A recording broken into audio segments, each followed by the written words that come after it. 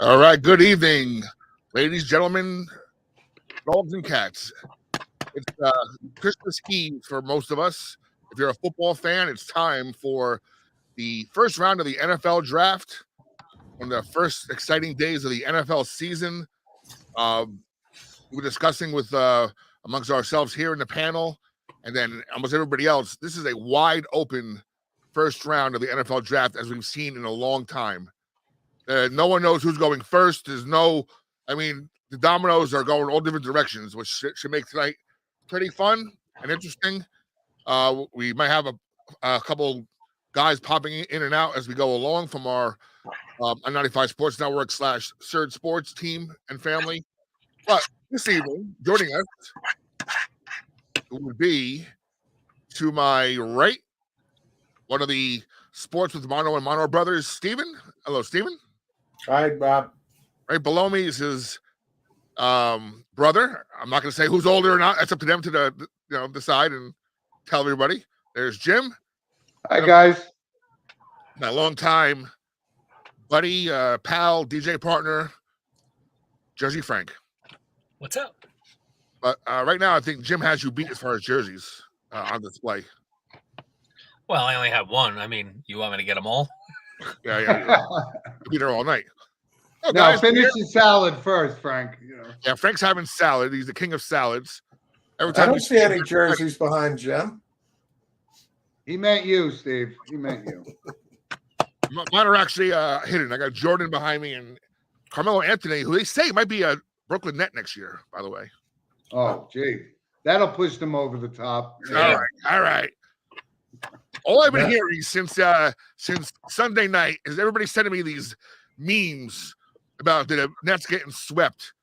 But, then I think to myself, when everybody's doing it, they're all Knicks fans. And I'm like, so where's that meme that says you guys didn't make it? Where's that meme at? Knicks fans are a funny bunch of guys. But anyway, it's NFL draft night. We'll start with Steve. Steve, what are some of your predictions for, again, what could be the craziest draft which has been the craziest offseason in NFL history? What are your thoughts, Steve?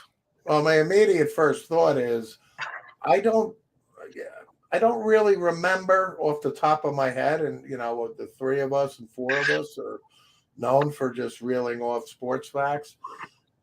I can't remember the last time that there was not a consensus overall number one, where the contract was probably already signed, like an Andrew Luck, a John Elway type of thing. Joe Burrow.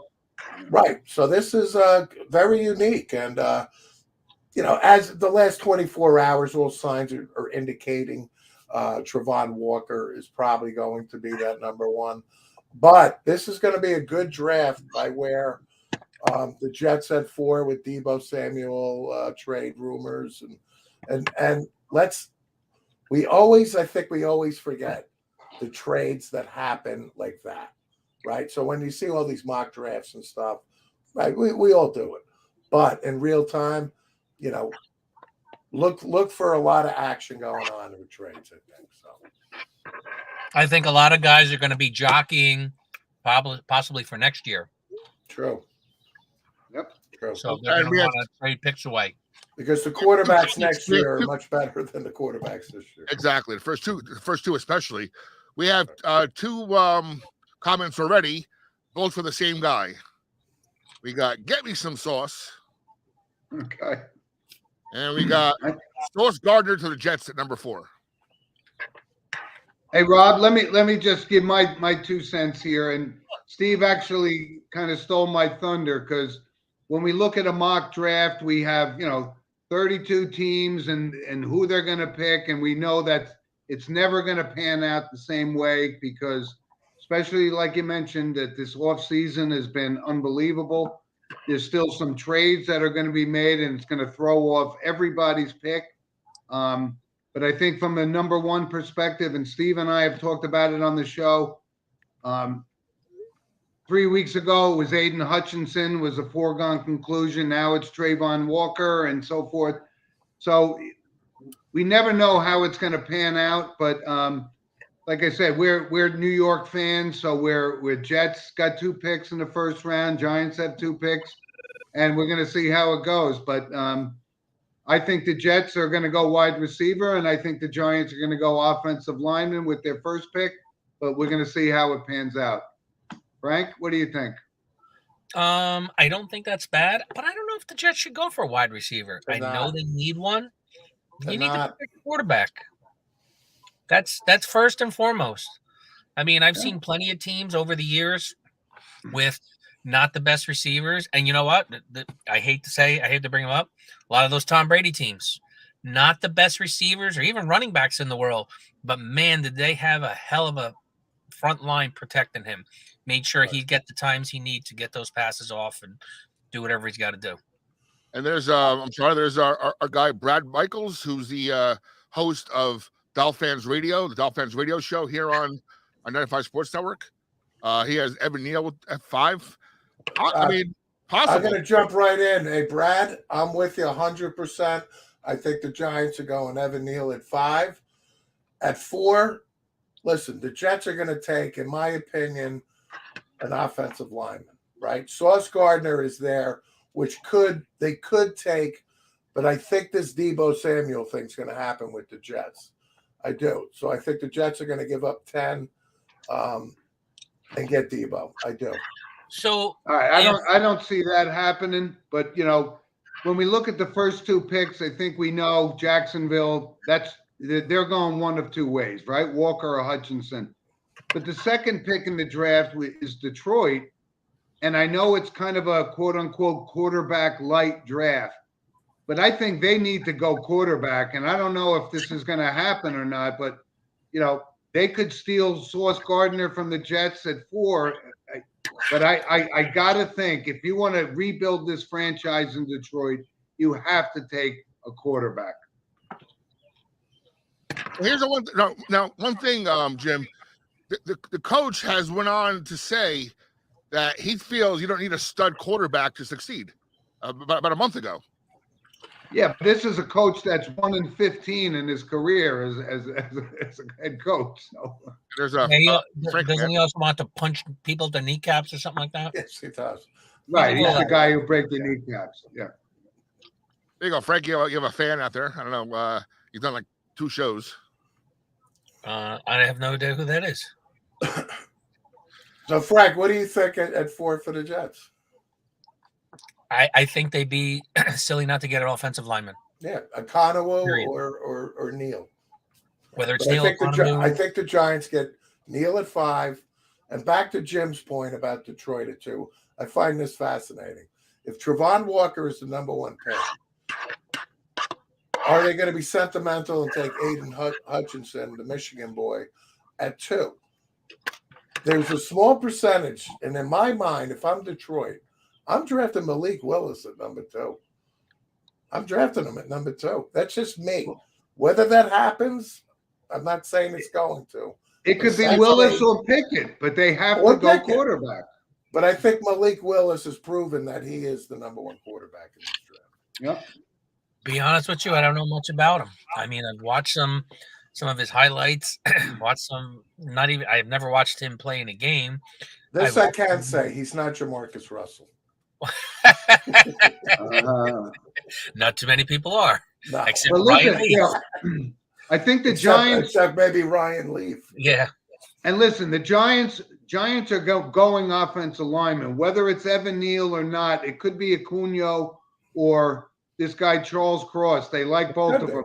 It's going to be one of the 3. They need to do this. We're past the Gettleman era. That has to stop. That's the need. Not best player available. You better get an offensive lineman. I'm going to say for both the Jets and the Giants. Let's look at where they're at. Giants, especially with quarterback, seeing if Daniel Jones got what it takes. We got to protect the guy. Exactly. You got a guy you got Zach Wilson for the Jets. Again, he showed signs of being effective, but again, let's protect him. Let's get a max protect. We all know that it's very easy in a 2nd or 3rd round to pull a receiver out of somewhere that all of a sudden blows up and nobody's ever heard of. Couldn't tell me what college he played at. Didn't even know the guy played football. Yeah. So I think that's would be smart for both teams. Now, And- if you were like the Green Bay Packers, who have a good offensive line, got some decent running backs, got a not a bad defense, you got no receivers, then you got to go receiver first pick. But you're not in that category. Right. You're in the category of, I guess you want to call it rebuilding or trying to. I don't know. For the Giants, it seems a little more desperate to me because they've had Jones there for a while. One for the Giants. I know they've had a couple offensive coordinators, injuries, this and that, but let's put those. And Frank, just for the record, and I've gone on record. I think Daniel Jones. Steve's not a seller of a buyer of Daniel Jones, but I am, and they got to put somebody around him, and that's why they're going offensive linemen. Whether it's Acuna or Evan Neal, I'll take either one, to be quite honest. I'm still up in the air with Daniel Jones. I don't know what Daniel Jones. He's in the news today. Why? Because the Giants declined the fifth-year option. Yeah, but that was a business decision. Because it makes sense to do that. Right, but it was just a business decision. Here's the catch. Everybody knows this is Daniel Jones's audition year, right? If he passes the sniff test, has a good year, the Giants can tag him next year for $30 million. And that's one more year of evaluation. But the Giants are not giving this guy until a full evaluation, 7 years, $300 million, whatever the hell the market is. I wouldn't. It's not happening. I wouldn't. That'd be a bad business move. I wouldn't either. Hey, there's worse quarterbacks in the NFL than Daniel Jones. This is the New York Giants in the New York market here. We're talking all right. So the Vegas crowd's getting all ready to go. You think they're drinking out there out front of the draft? So, guys, what do you think of Brad's assessment that there's a better quarterback class next year? That nobody in this year's class is a day one starter. No, well, Brad. I was reading. I saw Brad's comment, and I said, you know what? We just keep focusing on Pickett and Willis as the only two quarterbacks, but I think Matt Corral and Sam Howell, these are guys too. Not that they're going to be first round picks, but I don't know what's going to be out there next year to pass on them this year. Brad is 100% correct that next year's quarterback draft is you're gonna have Bryce Young leading the pack. Bryce Young. And then the other quarterback, there's two guys. There's Bryce Young and there's somebody else, right? I forget who. Oklahoma coach, I think, somewhere out there. Well, listen, we didn't mention Desmond Ridder. He's up there too, and a lot of teams like him. You know? Absolutely. I mean, he'll be a second round pick most likely, Desmond Ridder. And again, you can hit the lottery with these guys. That's the point. Desmond Ridder just led Cincinnati as the quarterback, right? To historic proportions. Correct? You and I have talked about this on our show, Steve, 1,000 times. He's a legitimate player, and he could be somebody that throws off the entire draft if somebody likes him that much. Right. I got a question.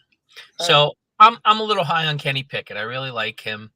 They say he's not mobile. Is that true? No, I disagree with that 100%. Well, I disagree too, because I believe college football changed the rule because he did that fake slide thing. I'm like, that's exactly right. That's exactly right. The only knock from a scouting perspective on Kenny Pickett is he has small hands, right? Yeah. Like Austin Powers said, carny folks, small hands. Smells like cabbage. But listen, he's a Jersey guy, and that's.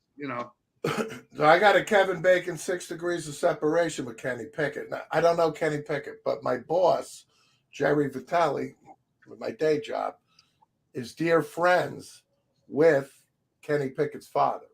Huh. Right? And his nephew, so my colleague at work is Frank Leone, right? He was 32, one of us, right? Jet fan, blah, blah, blah.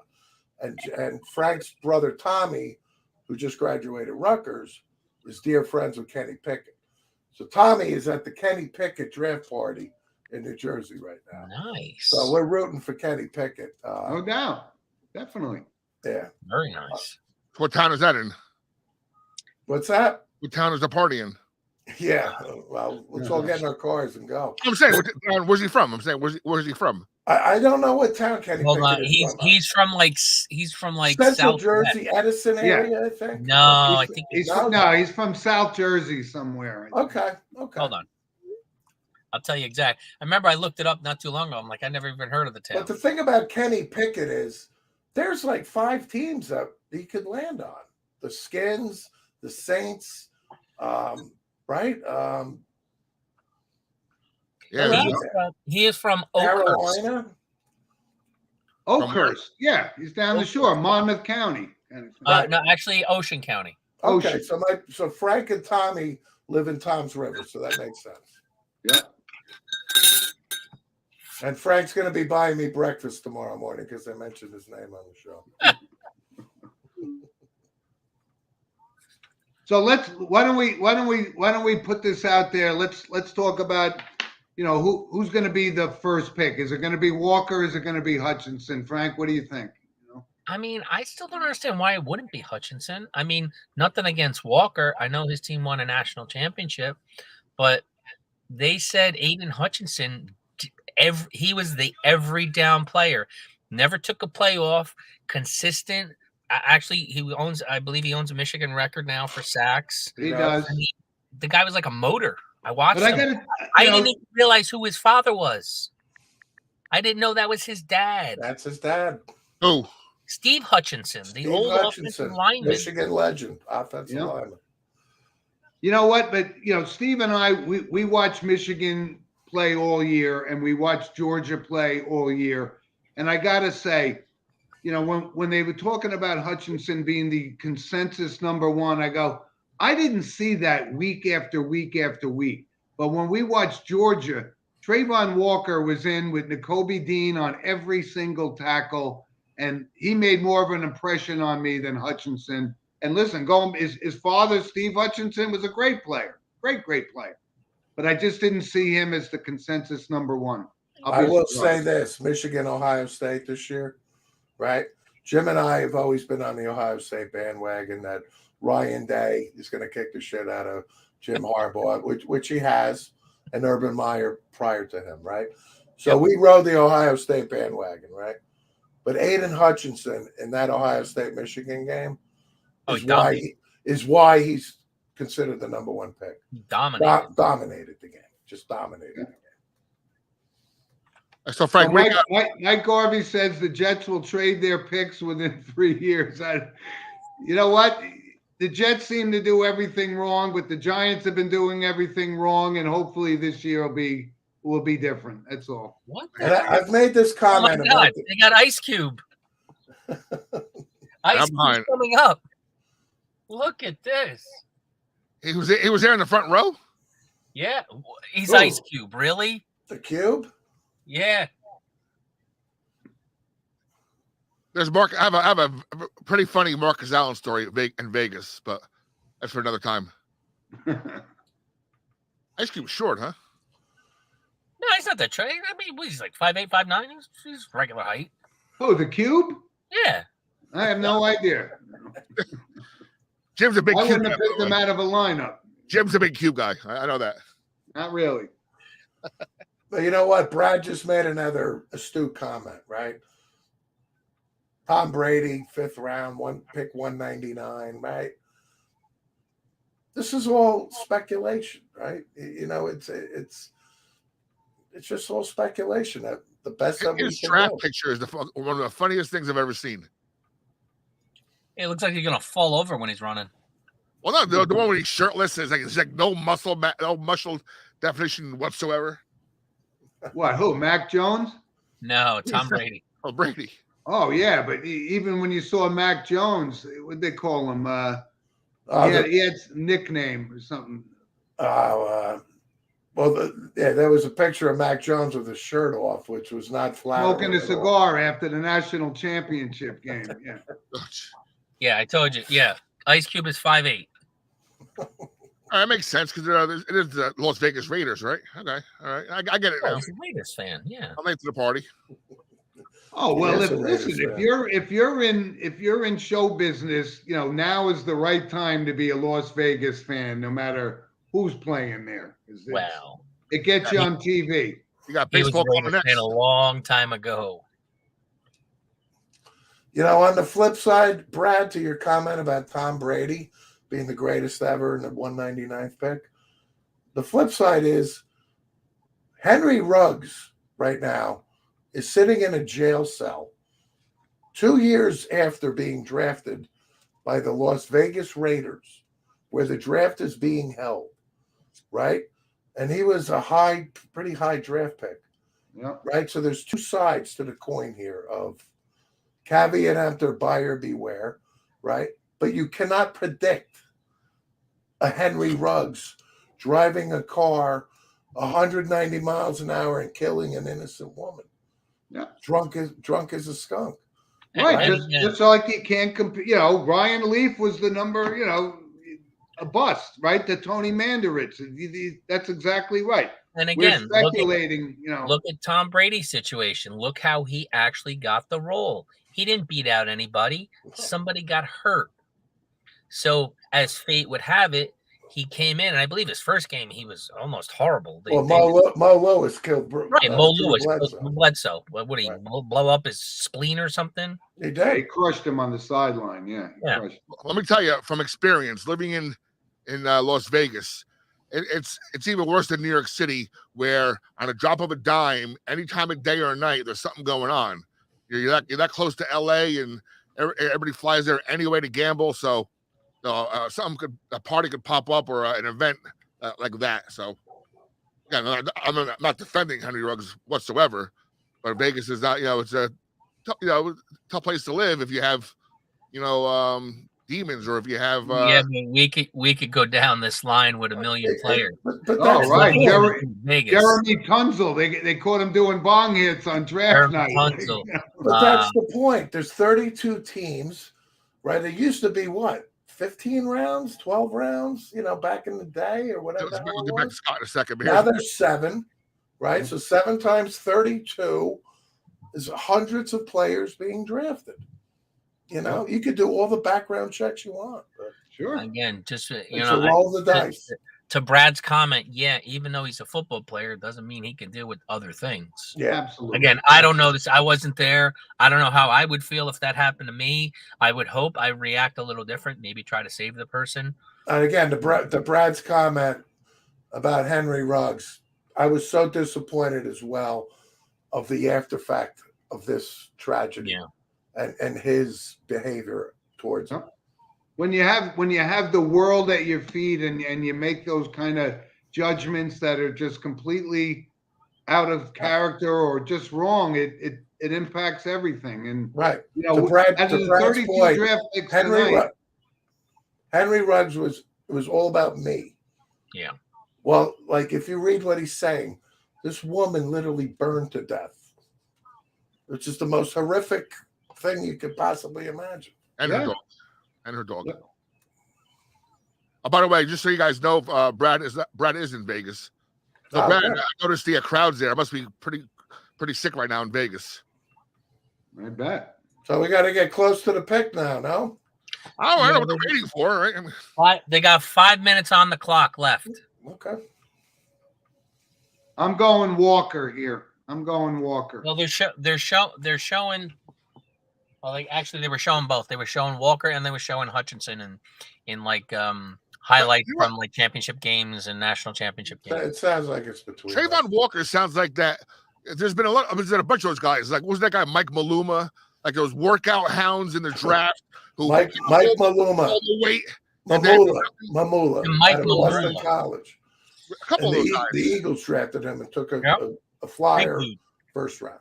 He has a great, pre-draft combine and workouts. He's strong. He's doing, 400 pounds 20 times. Does nothing in the NFL. Well, look at too. Who's who's kind of a disappointment? Jadavian Clowney.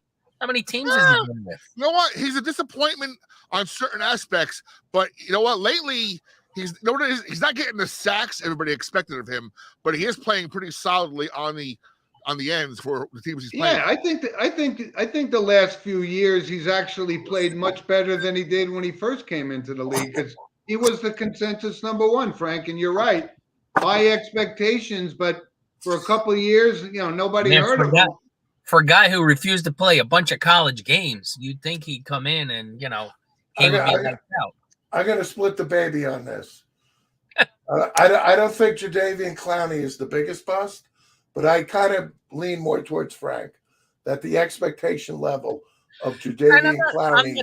I'm not saying he's a bust. He's not we're not talking the expectation level of him. We're just talking about nowhere near has even right. approached. What I'm saying is I expect a little more steady. What's the word I'm looking for? Consistency. Consistent play being a factor.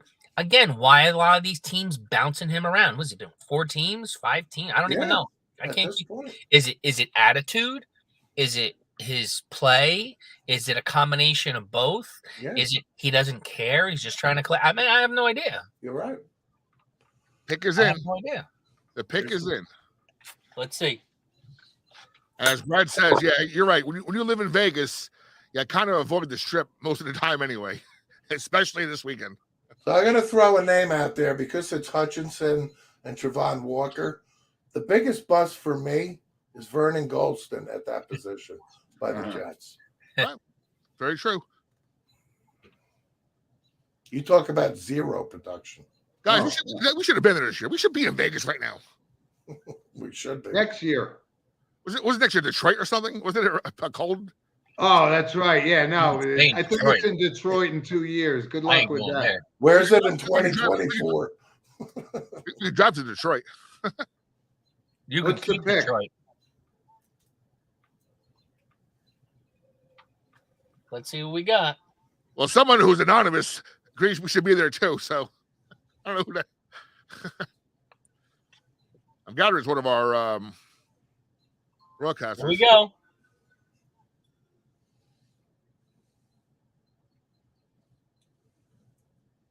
He is so unlikable, Goodell. He just screams $57 million a year arrogance. Trayvon Walker. Trayvon Walker. There you go. Wow. That's gonna change some things. All right. I'm 1 for 1. It can only go downhill from here. That was interesting. Now You got the most important one right, Jim. Right. And exactly what's going to happen now is, does that automatically push a Hutchinson to number 2? No. Right. So now everybody's draft board just got blown up kind of thing. Exactly. Exactly. I don't think so. I think there's been 3 days of Trayvon Walker leapfrogging Hutchinson. So I don't find this to be shocking at all, to be honest with you. So my question is Hutchinson going to be the sentimental pick of the Lions? Has to be. Because he has to be. Michigan guy staying home in Detroit and Michigan. But is that really what it's going to come down to? Because he played at Michigan. I don't even know if he's from Michigan. This is the Detroit Lions we're talking about. Granted, Matt Millen is not making the pick, but I'm still going my second pick that Detroit has got to take a quarterback, and doesn't matter to me which one it is, but if they don't do it, they're setting their franchise back years. Aiden Hutchinson is from Plymouth, Michigan. He went to Divine Child in Dearborn, Michigan. Okay. That's where the Pilgrims landed, right? Yes. Right. The other Can he play quarterback? I don't think so. But you know what? To be kind of pragmatic about this is the Detroit Lions again we're talking about. You know how many needs they have? So if they draft Aiden Hutchinson, it's not really a bad thing, right? You know what I mean? No.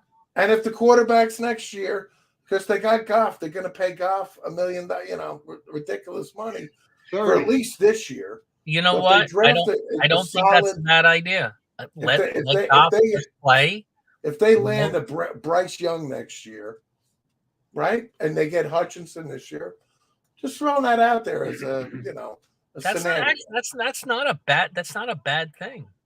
Yeah, but I think if they don't, and against my all my principles that they need a quarterback, I think if they don't go that route, they're going to take Sauce Gardner, and that's going to take him off the board for the Jets. That's not a bad pick at all. You're talking about the top corner in the league or in the draft. Is a cornerback though an impact player at the yes, because it's a passing league. Yes, absolutely. No. Yeah. Really? In a quarterback passing heavy league, cornerbacks are very important. Yeah. Especially a guy. I mean, I don't know much. We're talking about a guy who didn't give up one touchdown in 3 years in college. That's pretty. I'm not dismissing his talent. I'm saying if they don't go quarterback, they may go him. But I just don't think at the number 2 pick that's. Here we go. I think, here it said, go. There's enough defensive backs out there, Stingley or something like that he's not a number 2 pick. Sorry. Aiden Hutchinson. Okay. Fine. Hometown boy, I guess. I mean, is that really what it comes down to? Now, I'm not going to say this is happening, but I did hear, just some chatter this afternoon that Houston may be entertaining moving back from 3. I'm not saying it's happening. I just heard chatter. I think Houston wants Derek Stingley Jr., and I think they're confident if they do move back, they could get 3 picks or 4, whatever the hell it is, that they could still get him. So if somebody wants the quarterback right now, I think this is a good opportunity to go up and get him. 6'3", huh? Texas, right? You know what? Because Houston right now, I mean, nobody even, I was doing my pre-draft stuff, and I go, I don't even know. Houston needs everything. The whole program is a mess. So Steve, you know what? I could see them even trading down, saying let's stockpile some picks here, and we'll get somebody in the first round later on. You're probably right. And who's the head coach now? Lovie Smith. What is Lovie Smith known for? Defense. And I still think it's a complete joke that Lovie Smith is the Houston Texans head coach. I really do. Yeah, that's not. That wasn't. I don't think that was the guy to pull them out of the doldrums where they are. Because right now it's an absolute mess. It's a mess. Yes, they are, Brad. Yes, they are. Yes, they are, Brad. Houston is a dumpster fire. There is no question. Yep. When you have an owner of a team listening to a non-football guy about how he should run his football team, that's what happens. That's a problem. Yeah, that's a problem. So, Frank, since you're the only guy in the earth who has more hats than I do, your job is to rate the draft hats, by the way. I didn't see him. He's wearing it now. I'll wait till another one comes up. I think I saw them this year. They look horrible. Kind of like it's kind of a mixture of color and the blackout in the front. It's kind of weird. And listen, Brad made another comment. Like Jim and I covered this on Sports with Mano a Mano extensively. And Brad, I can't wait to hopefully meet you soon because I'm not just agreeing with you for the sake of agreeing. But Brian Flores filed that lawsuit. So we all know that all 32 owners are like, nobody's hiring Brian Flores, right? Nobody. But Brian Flores should have been the head coach of the Houston Texans. Yes, he should have been. He should have at least got one of the open spots. I agree with you. Right, but the old boys network that we don't, when they all get together, nobody's hiring Flores as the head coach. That's a shame though, because I think he's a really good coach. He comes from a lineage with Belichick. Absolutely. And again, I regardless of what anyone else thinks or says, I really think those things happen to him. I don't believe that it's false. And here's another Kevin Bacon 6 degrees thing.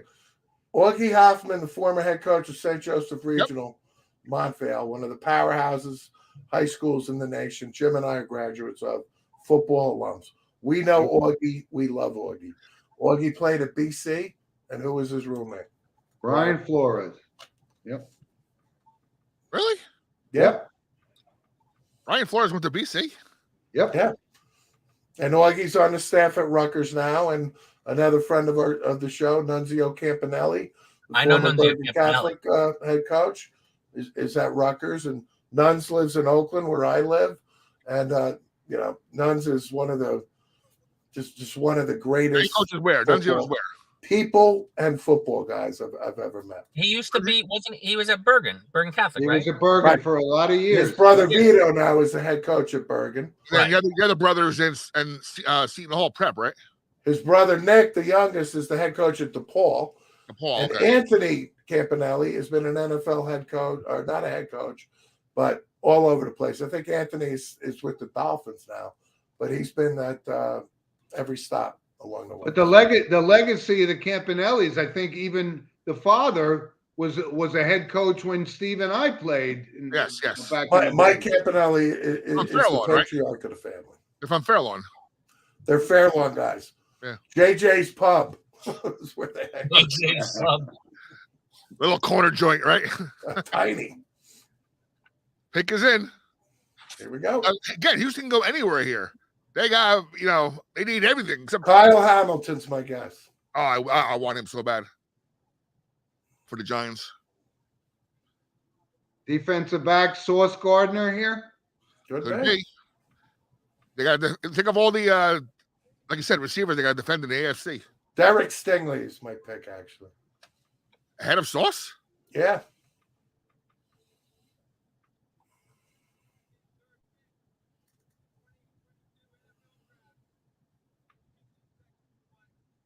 Bum-ba-dum-ba-dum. Derek Stingley. Stingley Jr. Yeah. Look at Steve. Excuse me for a minute, gentlemen. I'll be right back. Absolutely. No, hey Rob, they had a lot of teams when we were looking at Gardner and Stingley. A lot of teams had Stingley, one notch above kind of thing. So Steve, good pick, but not a big shocking surprise. Well, the only This thing may about open it up Stingley for the was Jets at number 4. If they're really hot to trot on this guy Gardner, then he's there for them to take. Not one lineman yet, too. Well, the only thing about Stingley was he did have an injury at LSU, but apparently he's healthy. And again, it's all subjective here. It's all subjective. The Jets at 4. Jets at 4. I'm going lineman 150% here. And if I was the Jets, I am taking Econowu. I think Econowu, to me, is the best lineman in this draft. I'm actually hoping that the Jets don't take him because I would be just as delighted with him or Evan Neal for 5 for the Giants. Yeah.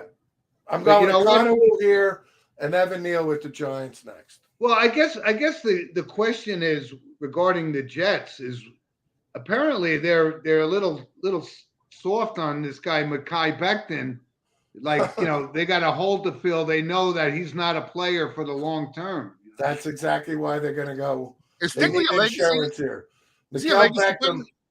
Becton is a slob. Yeah. He was 400 pounds not even 2 months ago. Okay. And then they have the OTAs, voluntary. My wife is having a baby. We all get that. We're fathers, right? But she wasn't in labor. He was like, what do I get? 4 days off paternity? Please. Hey, Rob, were you All right. asking? Rob, were you asking if Stingley was related to Darryl Stingley? He is. He is. Legacy, right? Grandson. Grandson. Grandson. Really? Wow. Which was one of, like I said, that moment in time in NFL history was one of the most devastating things, and it put it into perspective of you want to play football. Here's something that could happen, and it was shocking. And he lived a great life, was a great role model, and but yes, Rob, he is in fact his grandfather. Right.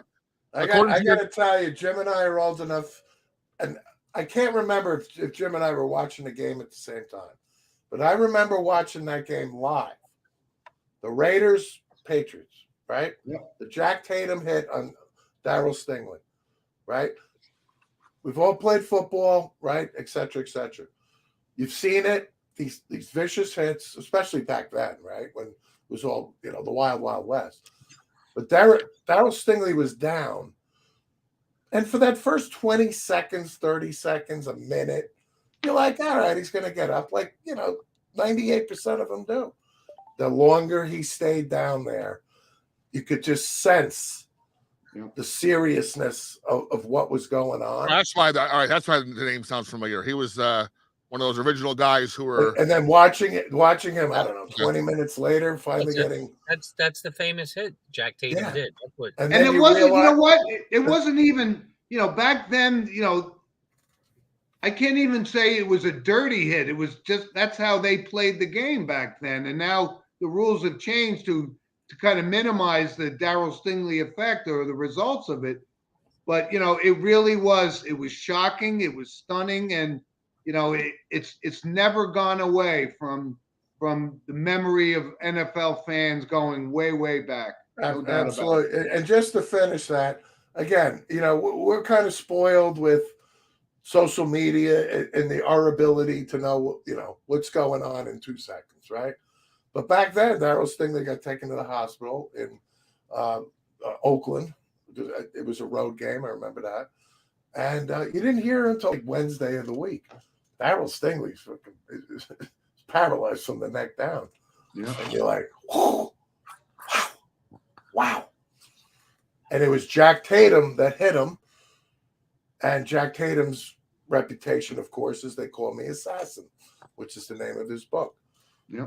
But, yeah, that's the, for our audience, Derek Stingley Jr. is the grandson of Darryl Stingley, who was a great I think Jack Tatum was from Passaic. Yes. Yep. Yes. Tatum was from Passaic, correct. Yeah. So, guys, according to He played at Ohio State. He was on the national championship team with Woody Hayes, 68, 69-ish. Wow. So, according to your guy Mike, who did a little experiment during our show, it took Frank 20 minutes to go from salad to pooper. I go to the bathroom. He assumes that. No. Hey, Frank, we have a very astute audience here. You got to be careful. Well, they're not that astute. No, I went upstairs. I had to go upstairs and see how my wife's doing. She had some stuff to do. I'll tell you, though, the city of Passaic, you have Jack Tatum, of course, Craig Hayward. I played against Craig Hayward. For a little city, I played against Craig Hayward. Craig Hayward was a man. I mean, a freaking man. He was a bulldozer in high school. Yeah, at 17 years old, he was a big boy. 15, 16, 17. And listen, when we talk about football players, we talked about Stingley. Hayward, his son is a stud player in the NFL. So NFL players or baseball players are no different than horses. It's in the genes. It really, really is. All right, so we know who the anonymous Facebook guy is. Oh. Anthony, our buddy Anthony can't spell graduated, but that's okay. He fixed it. Very good. So, Mr. Franchino, who's your pick here? Who do you want? You're a Jets guy. Anthony's father is a graduate of Passaic High School, and our dear friend Anthony, where Sports with Mono and Mono's first live podcast visually was broadcasted from his house. Anthony, who do you want for the Jets? We'll have to do playoff baseball this fall from the backyard. Here it comes. All right, who's the pick, guys? Conawoo. Sauce. Evan Neal. Conawoo. Sauce. They took the sauce. They got the No sauce. line for the Giants. Way to go, Frank. I still don't agree with it. No, I think this guy he's a is good a real player, but that's not what they need. Well, he's the heir apparent to Revis Island, I guess, right? Well, let's not give it to him just yet. Well, the expectation level is going to be Revis Island for him. That's what I'm talking about. Yeah, Jim, that's a good point. Yep. Oh, I agree with you. It just, it's kind of hard to do that. I mean, listen, if you're a Jets fan, you have to put it into perspective. You don't like it. He don't like it, Franchina. He didn't like it. You don't like I it. agree with him. I don't like the pick. I think that was more of a flashy pick. It's a need. Again, what I said about the Lions, they got a lot of holes. We all know the New York Jets have a lot of holes. But I thought, listen, they're putting their money on Zach Wilson, and if this offensive line, what happened to Daniel Jones is going to happen to Zach Wilson if they don't put bodies in front of him. You know what? The Jets signed Laken Tomlinson in the offseason, who was all pro actually with the Niners. See right there. We need to protect. You got Tucker. They're moving Tucker to right guard. You got Tomlinson at left guard, right?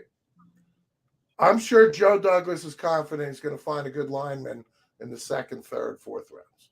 I tell you, if you're any team that needs a lineman right now, all right, so Giants are taking the best one right now, right? Because they have the pick of the 3. So if you're really serious about a lineman, now you make a deal now because all 3 are available. Well, 2 will be available after this pick. Well, I'm gonna listen. I feel at least very confident this time around that the Giants know they need to go offensive line. I thought Evan Neal might be the easy pick, but I think this kid Conway is that good that they could go that route and push Neal down to a couple picks later. I agree. I'm going to say I'm steadfast that I think the Jets should have taken an offensive lineman here. However, I thought they'd take Econowu. Now the Giants have their pick of Neal Econowu. They're talking to the scouts for the next 10 minutes and back and forth. And listen, this is Joe Shane's first pick as the Giants general manager. He can't F this up. And there's 3 offensive linemen in play. It's Conway, it's Neal, and it's this guy Charles Cross. He's a big stud too. I think this Econowu is the best. I think only one of the 3 guys, though, I'm trying to remember which one, have played right guard though. And that's the pick. Conway played guard. Conway, right? He's the only one who actually has played right guard because we already have a left guard. I'm sorry, right tackle. We already have a left tackle. But I think that's probably the tiebreaker is that he's versatile enough to play guard and tackle. Right. And this guy has impressed the scouts, trust me. So when I started the show with Evan Neal as the pick, I was basing that on Econowu being picked by the Jets. But if Econowu's there, I got to go with him. I'll tell you, it's boring as F. I don't mind swearing on my own damn network, but it's boring as F. But if the Giants go two OTs in the first 2 picks, I can't be mad at them. No, if they're going offensive lineman here and their second pick is going to be an edge rusher or a linebacker, and I'm hoping it's this guy Nakobe Dean from Georgia because I think he is all world. What he showed us, Steve, in the Sugar Bowl was amazing. Amazing player. Then again, the other linebacker is supposed to be better, though, right? I don't know. Utah. Offensive lineman here. Come on, Pittsburgh. Come on, Pittsburgh. Pull the trigger. Malik Willis, baby. They got to make a trade to get him, I'm not sold on Malik Willis. Well, I mean, we need somebody. That's what I'm saying. I'm not sold on Mitchell Trubisky either. Yeah. But Malik Willis, Frank started his career at Auburn. He's not just a Liberty guy. So no, I understand that. But again, playing the competition he played, they said he's very green, very raw. I understand he's fast. I understand he's got a strong arm, but they said his accuracy isn't the best, and he's not the. They said he wasn't that great on long routes, like go routes. I think I would see him go to Seattle myself. He's the perfect replacement for what's his name? Yeah, Russell Wilson. I agree. If he's sitting there, I think Seattle might be the logical choice for Malik Willis. But Mike Tomlin loves Malik Willis, so if he drops, I think Pittsburgh is a pretty logical landing spot. Yeah, but they're gonna have to move up to get him. I mean, they're gonna have to move. And you and I made the point on our show that When was the last time Pittsburgh ever moved up in the draft? When they got Talking to Frank, the Pittsburgh fan. When they got Palomalu. Which has That been was what? 15 years? Yeah, long time ago. Right? Probably 20. Yeah. Here it comes. Now, Frank, don't say it. I want to watch this myself. Don't say the pick. I want to see this one. Who's that? Who's that guy? Oh. All right. Who is that guy? Roger Goodell lost some weight. He's a Make-A-Wish kid. Our guy Shaheen Holloway is making a pick tomorrow. Oh, he is? For the Jets, yeah. I guess he's a Jets fan. No, he's a Giants fan. No, but he's making a Jets pick, though. No, Shaheen Holloway, I'm saying. The Seton Hall coach.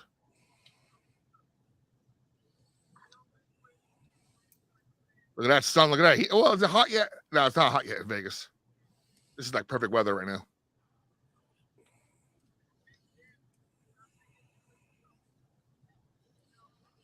I am so nervous right now. Oh, my God. Oh, he's making the pick, the kid?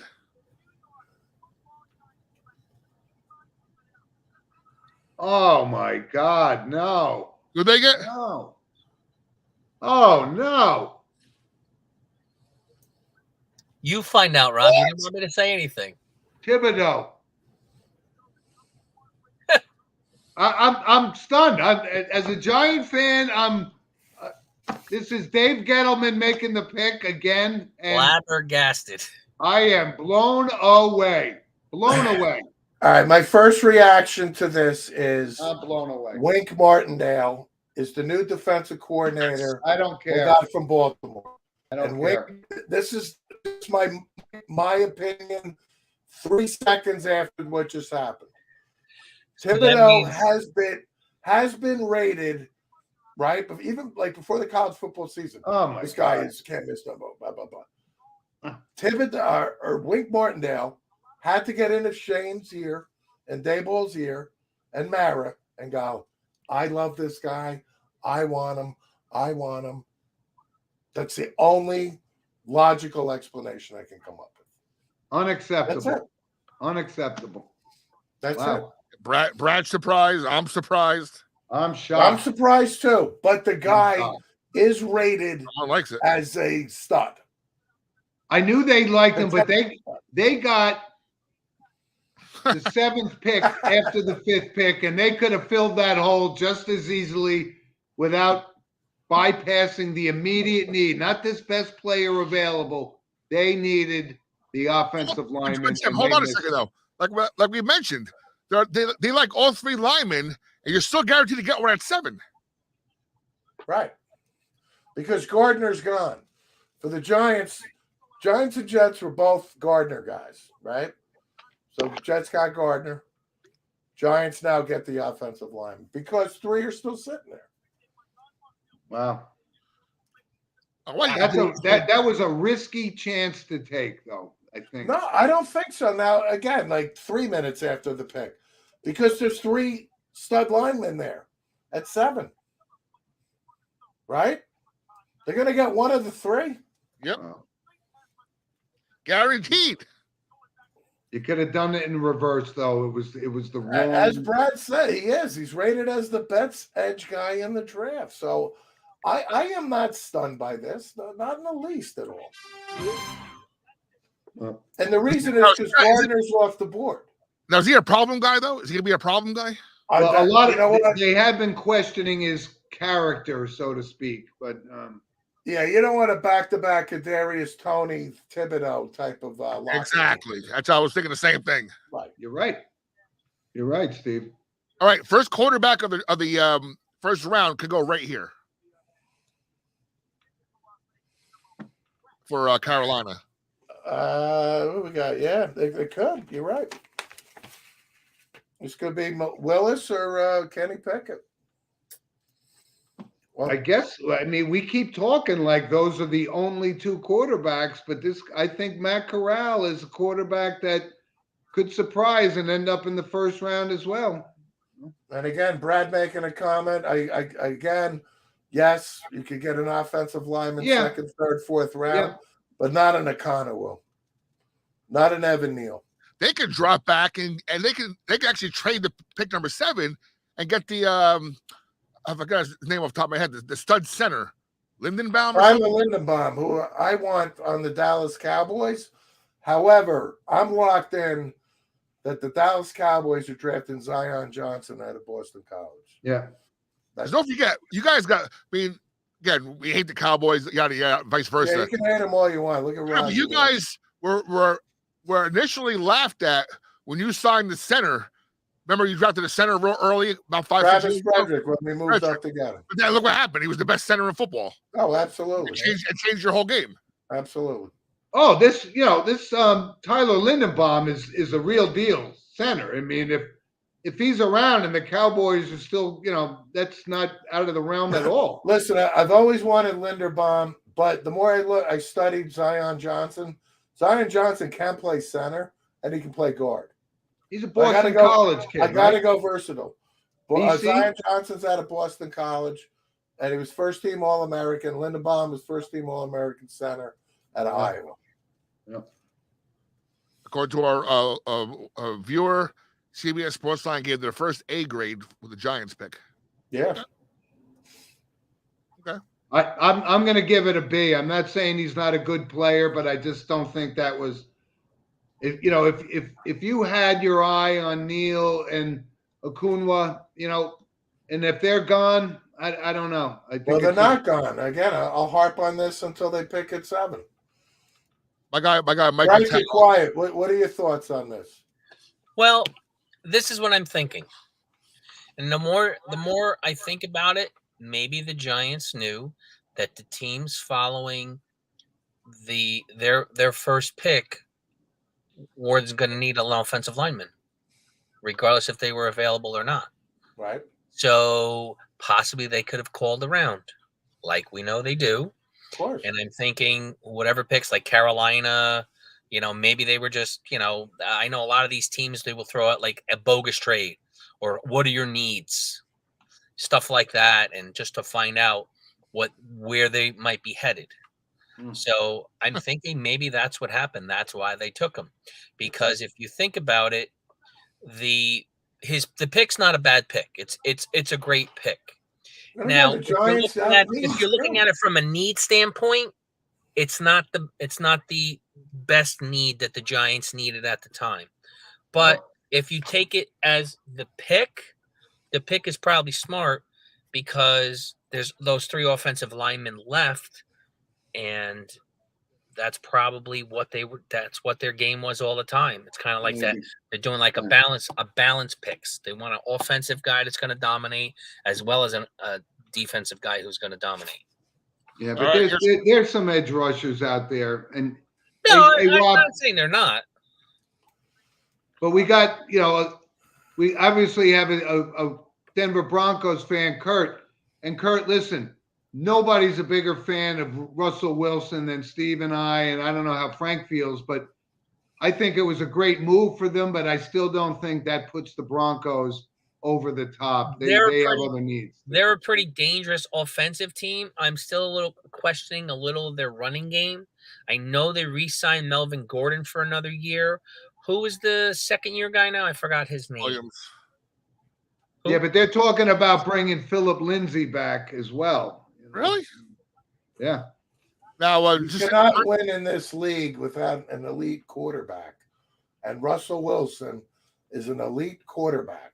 He is. Okay, no doubt. I'm all down with this Russell Wilson to the Broncos trade. But Kurt's one of our broadcast family. He's K&K Sports Show. Do the Broncos have enough defense to hang with some of these other teams? Listen, I don't think they do. You got to fill. You got to get a quarterback. No. Getting Russell Wilson, that was awesome. They're not Russell Wilson away from next year getting to the Super Bowl. But this is like I think a 2-3 year puzzle that they're putting back together. Right, which makes sense. And I just want to go back to the Giants real quick. Joe Shane, like I said, this is his first pick as general manager of the New York Giants. And if Joe Shane was not on board and confident in selecting Thibodeau, Oh, O'Connell's off the board. There he goes. Yep. Then I guess my hypothesis was wrong. Again, this is all. And I don't, listen, with the next pick in the Giants, obviously they weren't absolutely Neal, 100% sold on Evan Neal. Guaranteed Evan Neal's the next pick. It could be Evan Neal or Charles Cross, Evan one of the Neal. two. And I agree with you, our listener. I'm going to back up my guarantee. I'll go 99.9%. Evan Neal's the Giants are selecting right now. Yeah. Yeah, could be.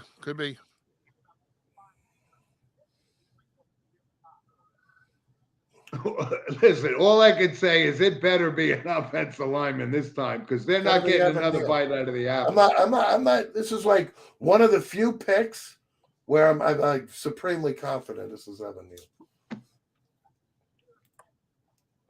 Well, if one of their picks is still on the board and Conway was one of them, and it's Neal or something, then the pick should be in 30 seconds here. No, but you gotta wait to 10 minutes for the phone to ring. Because you just never know what somebody desperate and they want to offer something. What is he wearing? By the way, funny comment from my guy Mike Natal, big Jets fan on Facebook. So the Jets' first-round draft pick makes a wrong turn out of the green room, and instead of winding up on the stage with the commissioner, he winds up walking down a dead-end hallway. He'll fit right in with our Jets. I'm sure Sauce wasn't told left or right. Listen, I think the whole thing with the Jets is upper management, especially ownership. Oh yeah. I think those guys are. Woody Johnson is is one of the biggest boobs out there. Can we all agree? Buck Henry look alike. By the way, mentioning Brad's statement here, I had a thought here. Who would you rather have right now if you're the New York Giants? Would you rather have Daniel Jones or Baker Mayfield? Well, I just saw Brad's comment, and you know what? I don't think there's a lot of interest in Baker Mayfield. I don't think that's the solution. I'd rather have Daniel Jones. Me too. Simple reason is I'd rather have Baker Mayfield. I'll take Baker Daniel Mayfield's Jones. got an attitude. Daniel Jones is at least you can try to get him to do what you want. He may not be able to do it. Listen, character-wise, Daniel Jones is a solid A. Yeah. Good guy, right? No question about it. Smart, intelligent. I get it. He's got talent, Steve. He's got talent. We've watched him for 3 or 4 years now. He's got more turnovers than he does touchdowns. I get that. And I get that's going to be rectified. They were all over him. You can't blame a rookie or a second-year guy for turning the ball over. Terry Bradshaw was the worst quarterback in the league, and he ended up winning 4 Super Bowls. I don't see Mel Blount, Jack Ham, Andy Russell, Mean Joe Green, Rocky Blyer, Franco Harris, John Stallworth, and Lynn Swan on Daniel Jones' team right now. So, but again, Terry, my point is Terry was able to fix this real quick. Yeah, but it's also how was the Giants' offensive coordinators using him? They told him to do this, so they told him to do that, and ran certain plays. Good point. He has guaranteed a lot of money, Mayfield. Oh, way too much money. Way too much. Well, Baker, if I remember correctly, Baker's got 1 more year that he got extended, right? Because he isn't at the end of his 5-year rookie deal, and they same year as Baker doesn't have the Deshaun Watson numbers or the Aaron Rodgers numbers, Russell Wilson numbers. Baker's going to have to, if Baker wants to play, Baker's going to have to take a little pay cut. Yeah, but I don't think they signed him to the 5th. I think he came in with Jones, right? Or is it the same year? I thought. I think Baker was a year before. I think it was the year before. Yeah. Maybe, yeah. I got Frank. Same thing. Hold off until I know. You want to be. And again, Baker's cocky attitude is Baker's taking a step back because if he wants a job, he's got to rein that in. This guy walks out like he's Frank Sinatra in Vegas. Shut up. Evan Neal, right? Absolutely. Evan Neal? I'm not saying anything. Was that the pick, Evan Neal? I'm not saying anything. That's my pick. Please be right. That was the pick. That was the pick. Yeah. Evan Neal. Yeah. All right, I'm dropping the mic. You guys have a great night. Enjoy the rest of the draft. I went from insanity to, okay, you got away with it, Mr. Shane. You got away with it. Listen, I'm on board with this. Oh, no, I love the pick now. But, if he wasn't there and there was one of the big three wasn't there, he would have had a lot to answer for. All right. So Brad makes the comment about Mayfield. It's guaranteed $18 million next year. Fine. Dak's making what? Aaron's making what? Russell's making what? Right, but what have you seen in Baker Mayfield that says I'm paying him $20 million? Nothing. This is what I saw from Baker. I think Baker Mayfield can be a good quarterback. I do. That's what I saw from Baker Mayfield. Blah blah blah blah blah blah blah blah. Let me talk bad about everybody except myself. He's with commercials. Here's funny commercials. My point is, I'm willing to give Baker Mayfield another audition to prove myself right. Well, look, if guys like Marcus Mariota and these guys end up getting jobs, then he deserves a job in the league. But I wouldn't mortgage the future to trade and get his rights. Not saying I looked at that there, Frank. What? All I'm saying, if there's an opening, Baker Mayfield, I think should have an opportunity to be a starting quarterback again in the NFL. Sure, no, I'm not disagreeing. I would say that's a very feasible. And at $18 million, that's chump change for the quarterback market. Yeah, that's my point. That's all. There's license plate. If I'm the general manager, I would roll the dice and bring Baker Mayfield in and see what happens. That's all. That's all I'm saying. There are people who said this year that Trubisky is due for a shot again at starting quarterback. So I think Mayfield's way better than Trubisky. Well, I know how Frank feels about it. He already threw Trubisky under the bus. I don't know if I'd want either quarterback. I have one of them, but I don't know if I'd want either of them. I think I've seen enough of Trubisky to say he's a good backup, somebody to have on the team, but he's not a franchise quarterback, and I don't think Baker Mayfield is either. And again, maybe you're right. I don't know. Am I happy about getting him? No, not at all. Do I think he has potential? I have a question for Frank. Yeah. So what was it? 3 weeks ago, the scouting combine, Malik Willis, pro day at Liberty. Mike Tomlin takes him out to dinner. Tomlin is on record. Loves this guy. If he falls to Pittsburgh, or it gets close enough where you got to jump 3 spots or whatever, do you think it's a viable possibility Malik Willis is drafted by the Pittsburgh Steelers? I think it's very possible. I think it wouldn't be a bad pick. But again, I don't have enough info on Willis to know how good or how bad or how raw, or I don't know. I'm kind of up in the air. I would definitely give it an opportunity. I remember when Cordell Stewart came in the league. Yeah, he was a quarterback. Yeah, he had some big plays in college.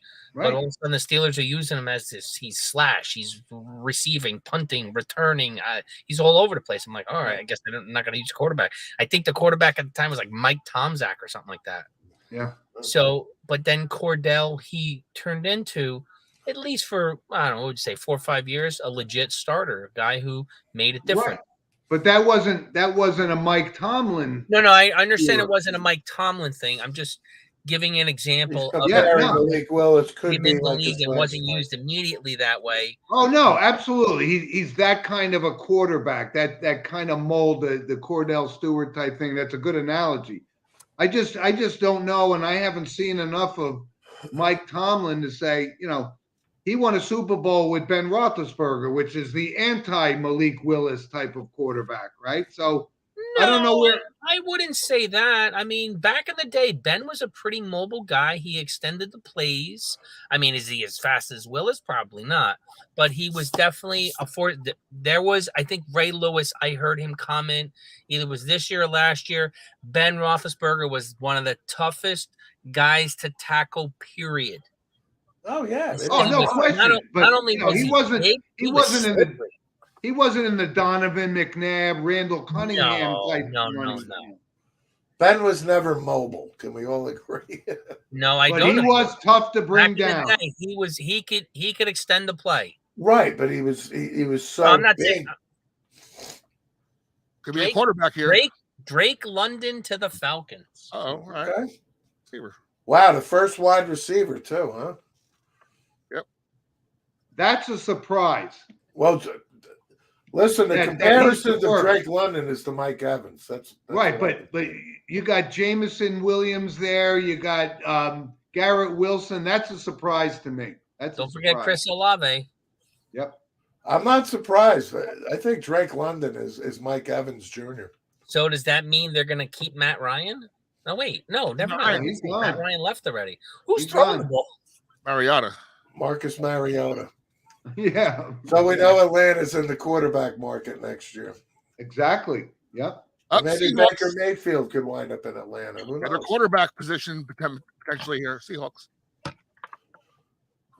Yeah, I don't think a lot of people had Drake London going to the Atlanta Falcons. I could say that. I don't know that a lot of people had him the number one wide receiver in a wide receiver rich draft. I think you're right. I heard quite a few people. They said he was definitely a number one. He's he bona fide number one talent, whether or not the number one overall.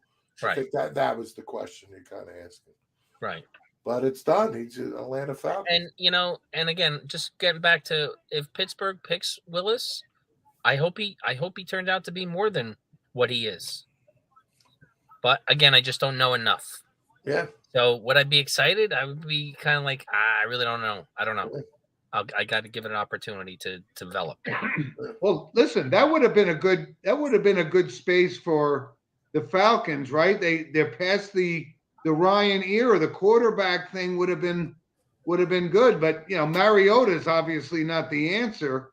I think they're just renting him for a year because they know next year they're probably not. This year they're probably not going to be that good, and they'll probably be in better position to get a top flight quarterback who will hopefully, for their sake, fill Matt Ryan's shoes.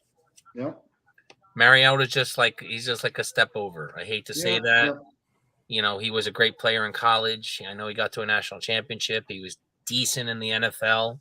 Yeah. But he's just a step over. Well, listen, so now who's on the clock, right? Now Seattle. Now we're talking about a quarterback need, right? Is it? We've been talking about is it a Baker Mayfield trade, or is it? This is kind of an important pick. I don't know if anybody really knows this or has heard, but there's rumors of DK Metcalf leaving. And I'm pretty sure it's because he's got nobody to throw to him. So what guys think about Brad's point there?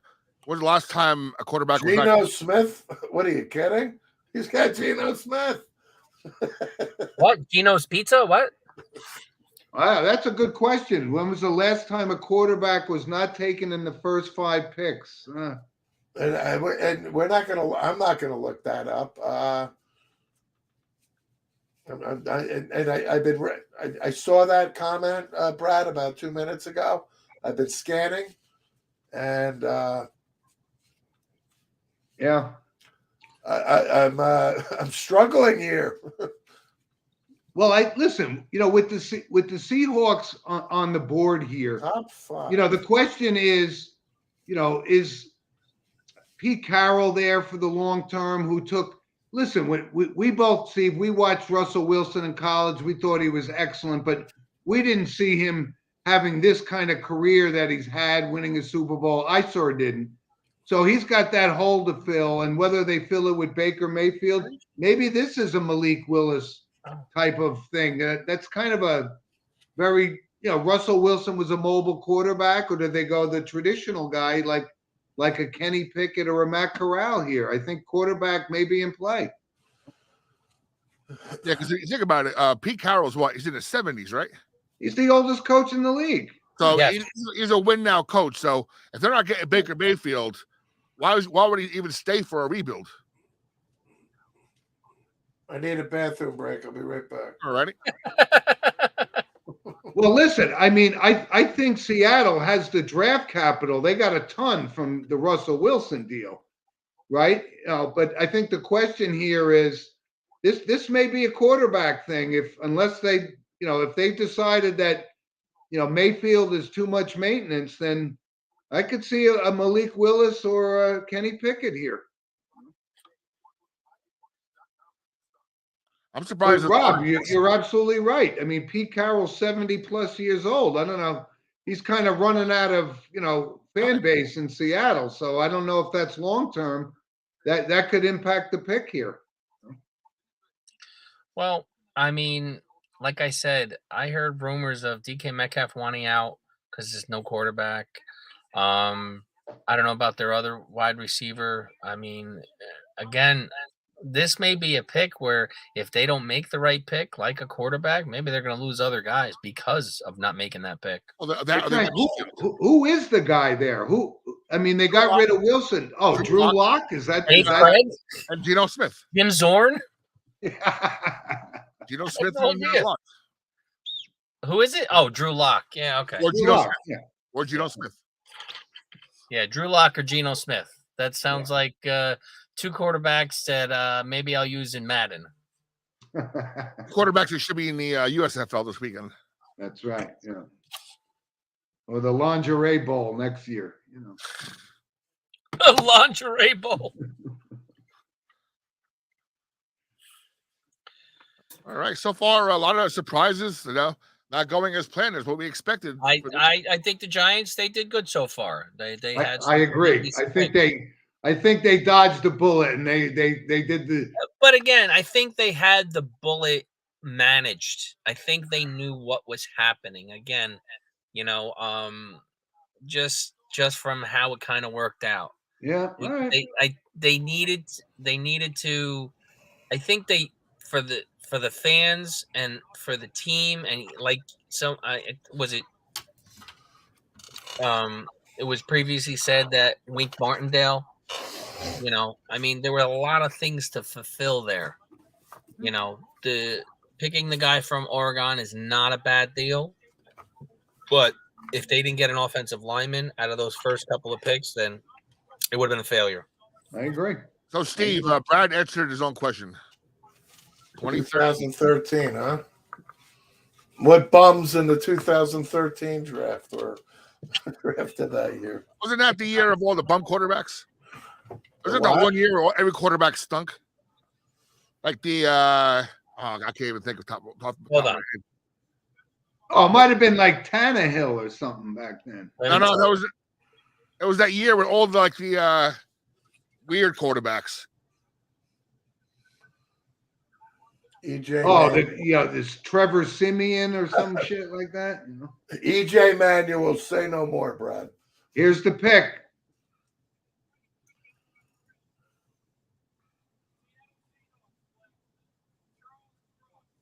Oh, offensive lineman.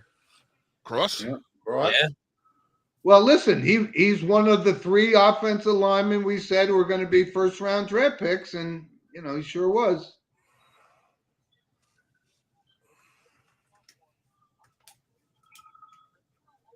But that leaves, that leaves the door open. Okay, you got somebody to block, but who's he going to block for? You got to have a quarterback in this league, I thought.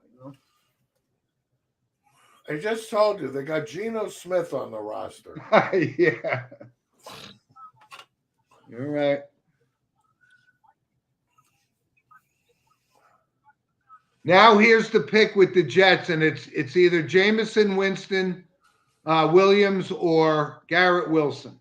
They got to go wide receiver here. or they're trading it to the San Francisco 49ers for Deebo Samuel. Yeah. I don't know your sources. You're hot to trot on that one. That too. I got Evan Neal right.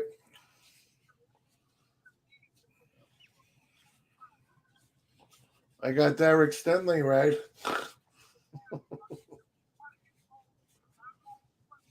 That'll probably be the only two I get right out of the 32.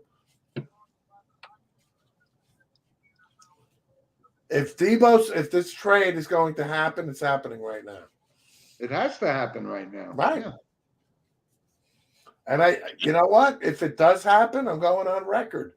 I think this is a no-brainer for the Jets to do it. Here we go. What about So the Any 2013 draft. 2013 draft, Eric Fisher, Luke Joeckel, Dion Jordan, Lane Johnson, Ezekiel Anza, Barkevius Mingo, Jonathan Cooper, Tavon Austin, D. Milner. At least Lane Johnson was fairly decent. The first quarterback was E.J. Manuel. Yeah. Right. Buffalo. Any chance here we see our guy Kyle Hamilton picked? I think Kyle Hamilton's going soon. He's got it. This guy is so He's number good. one draft. He's number one prospect on Mel Kiper's board. Yeah. As far as Kenny I don't Pickett's listen to Mel concerned, I'm going to go with the Washington Redskins taking him. You're not supposed to say Redskins. I will always say Redskins, So will I. and I'll take the Heat. For 60 some odd, 70 some odd years, it was okay. All of a sudden, it's not. Yeah, exactly. Baloney. Hey, Brad, I agree. Dion Jordan, I don't even know who the hell Dion Jordan is. What? Dion Jordan was a linebacker at the University of linebacker. Oregon, and coincidentally, Thibodeau is from Oregon. And our Mr. Franchino would like Jermaine Johnson here.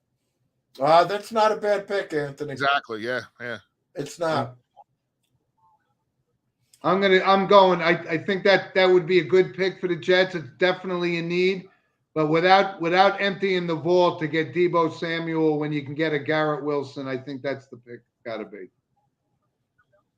And they traded up to get Dion Jordan.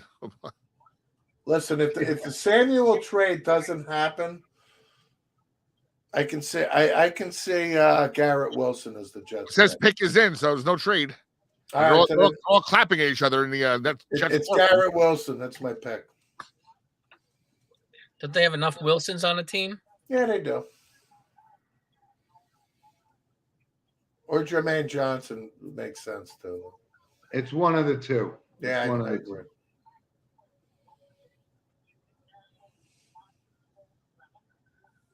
I don't know about you guys. I can't stand Mel Kiper.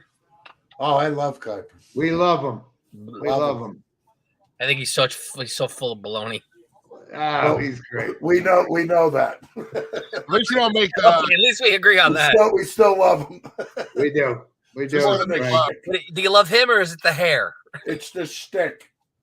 at least he makes he doesn't make bad comments to It's that he loves this shit as much as we do. That's my take on it. you know what, at least he's not Adam Schefter making oddly timed comments against deceased quarterbacks. But Frank, I think who agrees with you was Bill Polian, who said, "Who the hell is Mel Kiper Jr. anyway?" Exactly. You know what it is? Over the years, I used to be big on him, and then I remember a couple of years I'm really following the draft, and he's telling me all this stuff. Listen, I understand it's very hard to predict, but I was like, bro, this guy wasn't even close half the time. I was like, what is he looking at? Never close. That's why there's 30,000 mock drafts. And Garrett Wilson. It's Garrett Wilson. Then now there's two Wilsons on the Jets. Yay! Tomorrow we're gonna wake up to another mock draft for next year already. Oh my God, this guy has half a suit. One half is white, one half is gray. What the? George Jetson? I think we got that one right, Steve. We Yeah. got that right. Listen, that's a good pick. This guy is solid and productive. Let's wait for our boy Mr. Franchina's. Wow, they just compared him to Lynn Swan. What? I I just saw it. got it. I guess because of his acrobatics. You have to go that far back to make a Yeah. projection? No, because of his acrobatics. All right, yeah, that's okay. Swanee. Next up on the board is the Washington Commanders. Kenny Pickett. What's a commander? It's either Willis or Pickett. I think the Redskins need to take a quarterback here. Maybe they're going to get Sonny Jurgensen. They could. Billy Kilmer should be about 560 pounds right now. Where's Joe Theismann when we need him? Yeah. Oh God. Hey, Frank, He's looking in also- the mirror going, I'm Joe a Theismann. Kevin Bacon story. You just brought up Sonny Jurgensen. I remember I was 10 years old and the Giants were playing the Redskins at the Yale Bowl. Oh And my back God. then, so after the game, we went on, Steve and I, Steve was 8, I was 10, and they came off the bus and I actually I patted Sonny Jurgensen on the shoulder We going, did. you're the man, And Sonny. for the audience, the Yale Bowl is at Yale University. It's where Yale plays, right? So Mr. Franchina approves. it was 2 years before the construction of the Meadowlands. When the Giants left Yankee Stadium, it took 2 years to build the Meadowlands, right? So they played the season at Yale Bowl, and they played a season at Chase Stadium. But Jim and I and our brothers, our fathers, our late father, diehard Giant fan season ticket holder, we saw the Redskins. We were at the game where Joe Willie, Jets Giants, in the Yale Bowl in overtime, and Joe We have a trade. right, and limped into the end zone, right? Great memories of that. We have a That's trade. another guy. That's another guy too. I can't stand Dan Orlovsky. You know what? God, I'm glad Like, you he was a brought that up. quarterback in the league, but he was a career backup, and now this guy's like making pick. I'm like, shut up. Guys, we have a trade. Frank, I'm with you. I'm with you on that. New Orleans Saints are getting Deebo Samuel. Oh, so we have a trade. Does that mean the Commanders trade Daniel Snyder to Attica State Prison for nothing? Right, to Nothing. Leavenworth. For a reprieve. Right. The Saints are going to get Deebo Samuel. No, the Saints are going quarterback here, Willis or Kenny Pickett. I think the Saints are going to make a trade for Deebo. If it doesn't happen here, he's not getting traded. I don't know. What's his name? Jamison Winston played good last year. Oh, here we go. Washington trades to New Orleans, which is only. Yeah, but Rob, I mean, how long is Jameis Winston going to be the solution to your problem? I think he could be a winner. The problem. Here's the Snyder problem to with James Miami Winston. for Ross. Good comment. Hey, Brad, I'm going to have to turn down your trade request here. Daniel Snyder, I need a little more capital because this guy is the biggest asshole owner probably in all sports. All time, no doubt. Here's the problem with Winston. Winston's problem is he's what's the word? Crab legs. Alaskan king crab legs. No. Inconsistent. He's a big risk taker. When he plays, he almost reminds me of Brett Favre, but he doesn't have the same results as Brett Favre. That's not Exactly. a bad. He's not as lucky as Brett Favre was. He's not as lucky or not as skilled. Because even though Brett Favre, I believe, is still the career leader for interceptions, he won games. He won big games. Right. Remember that one catch on Monday night? I forget who it was, where he just placed it in the back of the end zone perfectly. It was like a bullet. Who, Favre? Yeah. It might have been Antonio Freeman. Right. In the corner of the, No, It was his. one of the best passes I've ever seen in my life. I think they said he broke more receivers' fingers than any quarterback ever in history. He would throw well, Elway was right up there too with. I never heard that about Elway, but I definitely heard it about Favre. As a Cowboy fan, if you're talking Green Bay Packer end zone, Antonio Brown still caught that ball. Who caught it? Antonio Bryant. Antonio. Oh, Antonio Cowboys, Bryant. Cowboys, No, you mean Des Cowboys, Bryant. Packers. You mean Des Playoff Bryant? game. Playoff game. Des Bryant? Oh, Des. the Right. Des, I'm I sorry. was like, who's Antonio Bryant? No, he caught that ball. He definitely caught that ball. I was going to say something. What was I going to say? I don't know why this Samuel is demanded a trade and the 49ers have to cave into him. Is he James Harden or what is he's got like two years of credibility. It's simple because Diggs is getting the money in Buffalo. Tyreek Hill's getting the money in Miami, et cetera, et cetera. This guy's number. They have a track record, though. This is what they're doing. Yeah, but let's call it what it is. Both those guys, they established themselves as game breakers and winning big games. Even though Diggs's big game was that game against New Orleans. Right, for that playoff game, but he was a very consistent player. He's still a consistent player. And Tyreek Hill is Tyreek Hill. I mean, the guy's. You tell me Deebo Samuel after the last 2 years. I'm not saying Deebo Samuel is not good, special talent, but his what's the word? His amount of work really isn't there because maybe he doesn't like the way his coach uses him because he's got him all over the place. I agree. He doesn't have a track record to warrant. You don't have enough. Oh my God, I can't think of the word. There's just not enough there. I'm not saying he can't be that, but I don't know. I think Deebo Samuel has just created a niche with his skill set, right? Like he lines up as a running back, he lines up as a wide receiver, he scores touchdowns, produces yards. Guy's 25, 26. I think this guy is pretty damn good. But Steve, he's done it for 2 years. That's it. I understand that, but that's the roll of the dice you take. I really think it could be the coach. Why do you think San Francisco's so reluctant to trade him? Well, because they know what he can do. Right. Listen, they own him for another year. Right? They don't have to trade this guy. Frank, who's on the stage there? I don't know. New Orleans. Washington trades back to New Orleans. We had a Facebook user made a comment about Harden. That's the 76ers.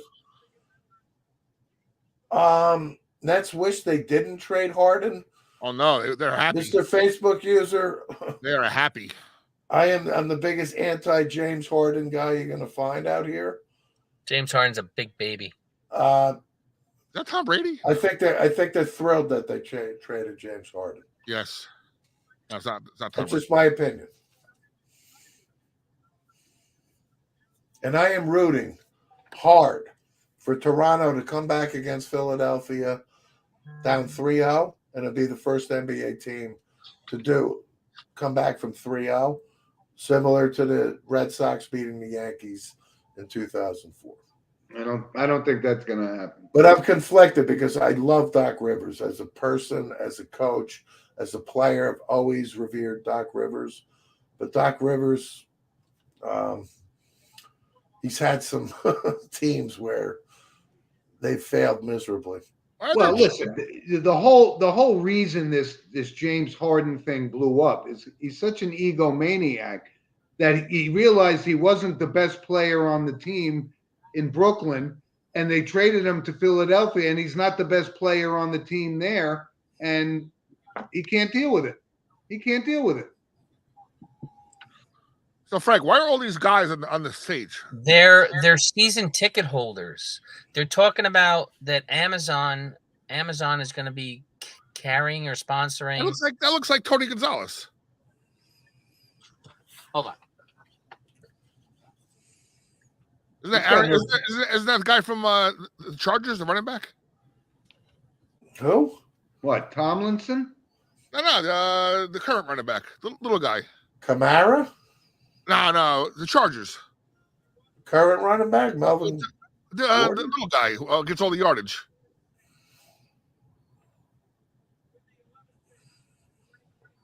Look it up. Yeah. Here we go. The Pick Chargers? The Saints took Chris Olave. Okay, Olave. Back-to-back Ohio State receivers. Yeah. Deebo Samuel's not going anywhere, folks. Yeah, I don't You know who had his that was. bags I don't know back. who that was on stage, Rob. I have no idea. Yeah, it was. But I know those other two people, they were season ticket holders for the Kansas City Chiefs. I don't know why they had to be up there. Maybe their last name was Hunt. Yeah. Here we got who's pick 12? Vikings. Now here's where we see Hamilton go. Kyle Hamilton. Yeah, Kyle was projected a lot higher. But Kyle Hamilton out of Notre Dame as a safety. When Frank mentioned Troy Polamalu's name, Kyle Hamilton, I think, has the potential to be one hell of a football player because his resume at Notre Dame was impeccable, man. No doubt. He's definitely a number one draft pick, but this whole kind of thing, just like we said in the beginning, one thing happens or one pick happens and everybody moves down the list. And Kyle Hamilton, you know what, Rob, it's not a bad pick. I think it's either Hamilton or Jordan Davis from Georgia. Think about it. You'll have an all Notre Dame safety core there in Minnesota. Yeah, Harrison Smith. Yeah. Harry. All right, what do you guys agree with Brad here? Worst trade in sports history? Babe Ruth from the Red Sox to the Yankees? I think that's a pretty safe bet. Unless you ask Costanza's father. George Costanza's father hated what was that big trade he hated? Jay Buhner. For Ken Phelps. My baseball people told me Phelps. You don't know what the hell you're doing. Buhner's got a rocket for an arm. The Lions. Wait, was there a trade? A trade. Got a trade. Yeah, the Lions are not picking. Malik Willis. Yeah, what do the Lions have to offer? How could Malik they even Willis. move up? It's either Malik Willis or Kenny Pickett. This is Not the receiver. Quarterback. There's one more stud receiver out there. They got Jared Goff throwing to him. There's a couple. There's good. Burks from Arkansas is pretty good. He's good. Guy from Bama got hurt. Yeah, there's still a couple more receivers out there, but So was there, Frank, any word on a trade? No, I'm looking. This could be Kyle Hamilton. It could be Jermaine Johnson. Kyle Hamilton in the Detroit jersey would be awesome. no, this has to be a quarterback here. I mean, they must have moved up to get a quarterback. They need a quarterback. I'll tell you what, though. If this is Kyle Hamilton, you get him and Hutchinson, your defense just took a step up. Yeah, but the offense won't score any points. I mean, Again, I'm gonna go with my instinct here, quarterback. That's what I initially said, because it's such a light quarterback class. And as, I think it's Willis. I'm gonna go with Willis here. They must have traded. There must have been some trade. here's Mel Kiper now. Maybe they'll say what. And right, Brad, still no quarterback taken. You're right. Rob, are you able to look up what is the longest or what's the latest pick a quarterback's ever been taken? I don't know the answer to that. I think that's an interesting fact. And I got to think we're flirting with that territory now, no? yeah, but they can't afford to continue without, a plan to replace Jared Goff. He's just not the answer. He's Yeah, just but not the answer. they have Goff for he signed for 2 more years, but 1 more year of putting their finger down their throat and living with it. I guess. So I think that's why it makes sense if they draft Malik Willis, sits on the bench for a year, not even a year. Oh, that's what it was. The Lions made a trade with the Vikings. Okay.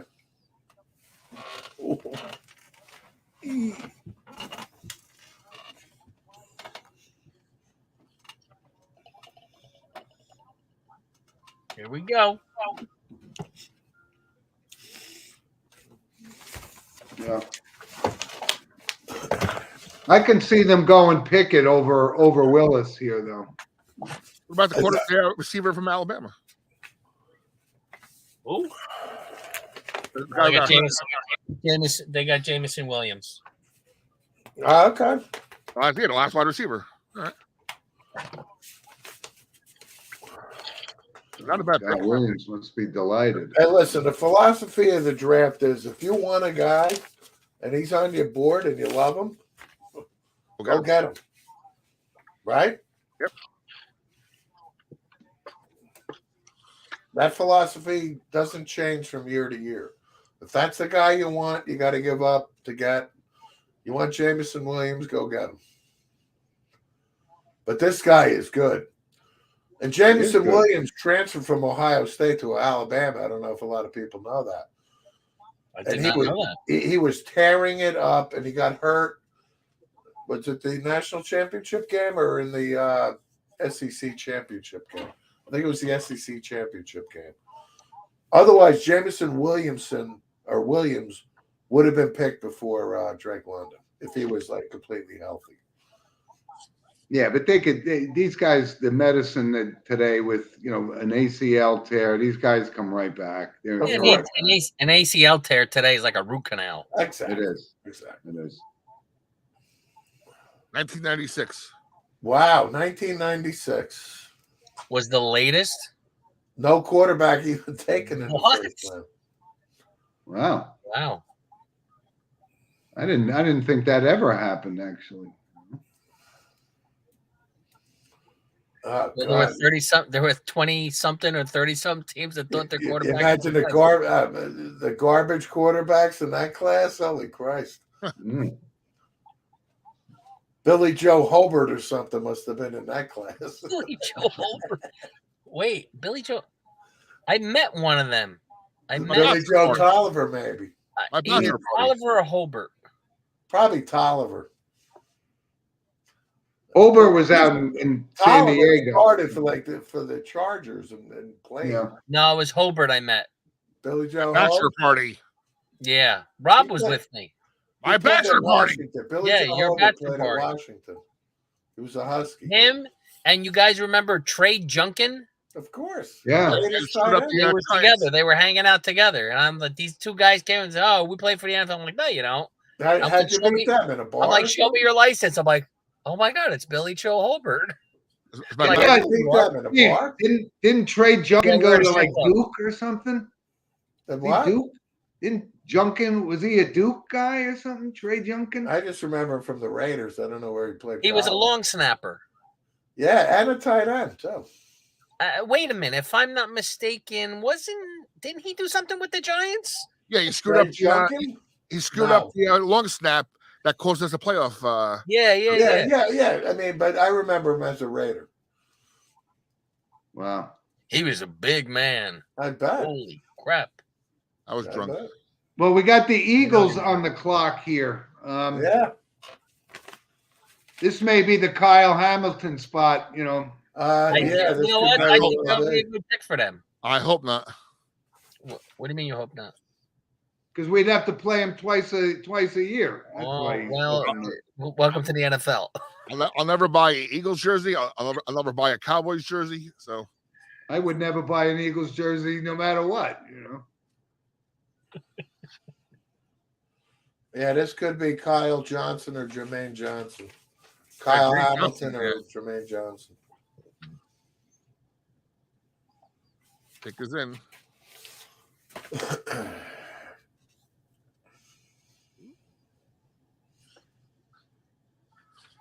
Who were you guys thinking before that little running back from Sandy? Were you thinking of Darren Sproles or something? No, it was Austin Eckler. Oh, Oh, Austin. Heckler. Oh, Western Eckler, yeah. Darren Sproles. We He was remember. I mean, fast. I'm sure Jim does remembers him at Kansas State. I remember him at Kansas State. Right, Me too. but he's was had such fast. a very good. He's had such a very good NFL career. Good No guy. doubt. Well, Hall of he Fame. stayed healthy. He stayed Hall of healthy. Fame now, but you know, Dude, he was 5'5". totally. He was a Exactly. little guy. Yeah. Productive, Playing amongst fast, giants. shifty.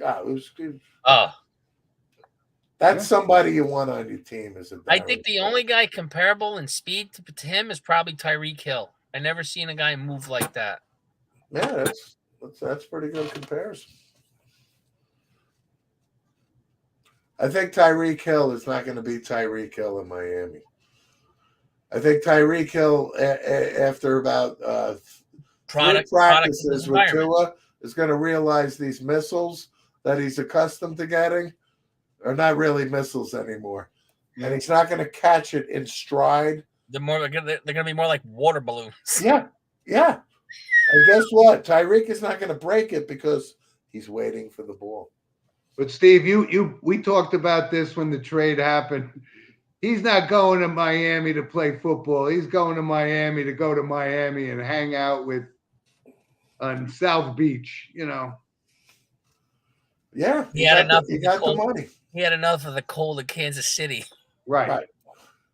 And the landlock. Now listen, this guy is super talented. I'm not diminishing. I'm just saying, Tua, Mahomes to Tua throwing you the ball as an ex-quarterback. Believe me, That's right? like there's a difference. That's like Tom Brady and what was his name? Scott Zolak, or throw out one. I got one worse. Oh, I can't remember him. He was like I think any he was the backup. worst rated quarterback ever. He played for the Steelers. Who? The worst backup ever? No, the worst quarterback rated ever for a certain number of games. Having played a certain number, he played for the Steelers. Oh, what the hell was his name? No, it was like in the 80s. 80s? Oh my God. I used to know. I know his name too. I can't think of it. What, not like Terry Hanratty? No. He was doing. Sure, the 80s. Yeah, it's the 80s. All right, so Bradshaw retires. Yes. Yeah. Mark Malone. Oh, Mark Malone. You're right. He did. The much maligned Mark Malone. Tom Selleck lookalike Mark Malone. Actually, I have a funny story about Terry Hanratty. Go ahead. I was so I used to be a technician. I used to do like computer work, phone work, stuff like that. And I went to this law firm, which I usually I went to, and we were putting new phones in. And the lady, I had to get people's names and put it in the system and stuff. And the lady, I go up to this lady's desk. She goes, so and so, Hanratty. I'm like, Hanratty, like the quarterback? I'm like, she goes, yeah. She's like, he's my brother-in-law. He's an asshole. Notre Dame guy. Yes. Notre Dame. Hanratty with 2 R's? I mean, I've only heard that name one other time. I'm like, what are the odds? Yeah. Hey, he made a career out of carrying a clipboard. You know, starting quarterback at Notre Dame. Supposedly, in the movie Rudy, remember at the end when they start bringing in the jerseys, we want Rudy to play. That didn't happen. But supposedly the first big guy on the line to do that is the Elmo Park guy.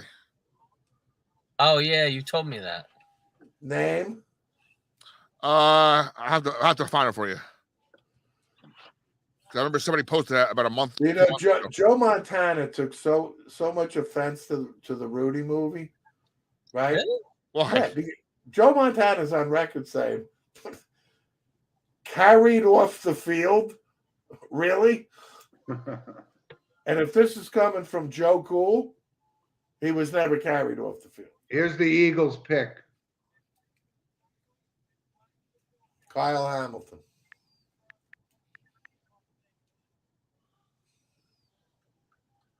or Jordan Davis? Yeah, Jordan Davis. Could be. Got to be Kobe defense Dean. with the Eagles. Kobe Dean. Devin Lloyd. Jermaine Johnson. Those are the picks. I think at this point, and the Kobe Dean could possibly drop to the second round, and he's a first round draft pick. Man, I don't know.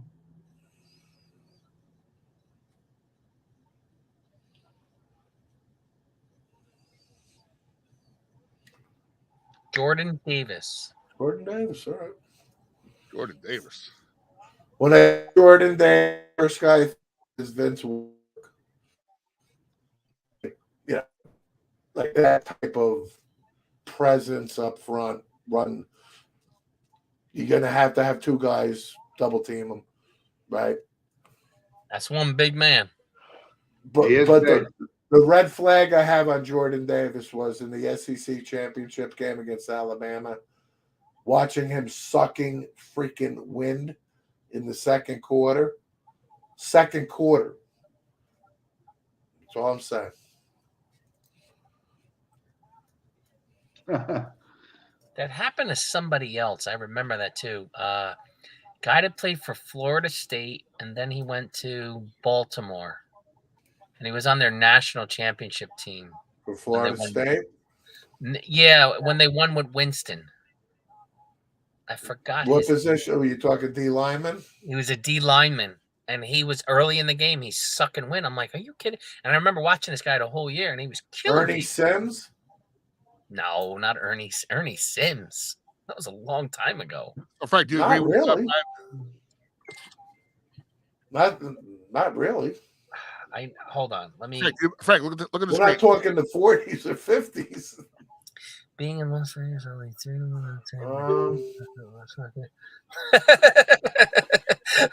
the Patua chip is hurt. Not a bad. By the way, the name of the player, not a bad bet there, Brad. Coney Zapala is the lineman from Notre Dame who put the jersey down first. He's from Elmwood Park? Yes. All right, that's cool. I think Brad is. I think Brad is is right on the money with Tua. He is not. He does not have an arm that can compete in this league. I don't know if it's a shoulder thing, but I watched him, and I liked the kid, and I loved him at Alabama, but he cannot throw the ball down the field. He has no arm at all. Crazy. He has an arm. The don't difference see it. is, as a quarterback, in my opinion, I'll use the term feather. He feathers it out there, right? He doesn't have, What are we talking like hairdos now? What are we talking about? No, we're talking the way he throws the ball and the spin rate on the ball. Tua doesn't have for John Elway, Andrew Luck. Oh, I see. So he's Right. more of a Right, almost like a Pat Mahomes. finessing it. Patrick Mahomes, laser beams. Tua is he's a lefty, number one, right? Hey. I'm not. Hey, Ken Stabler, right? Jim, Ken Stabler is one of our all-timers, right? But I'm just saying, back to the point about Tyreek Hill, when he does a 10-yard down and out, Mahomes is ripping that ball where he turns his head, catches it in stride, and because of his speed and talent, it's up the field. Yeah. Tyreek Hill is going to make that 10-yard out, and guess what? He's going to have to take an extra step. He's just got to wait for the ball. And what does that mean? The safety is coming down. Sounds like somebody's and getting more hurt. times than not, he's not going to break it. That's Right, but Tyreek Hill is a downfield guy, and I don't think Tua can get the ball to him. That's another aspect of it. Yes. Let me. Guys, hold on. Speaking of safeties, the Ravens are on the clock and already made their pick already. Yeah, Kyle Hamilton. It's got to be Kyle Hamilton because they love their defenders there. No question. All right. Or the other guy they could like is this Jermaine Johnson. George Karlaftis. Yeah, he's a linebacker from Purdue. Yeah, this guy is a beast too. But I think Kyle Hamilton. When you think of Baltimore, what do we think? Ed Reed. Correct? But there's still some Ed Reed defensive Jr. backs left in this draft, right? There's still some defensive backs in this draft. This kid Klein, another kid McDuffie. There's defensive backs still on the board. I think this is a no-brainer. It's Kyle Hamilton.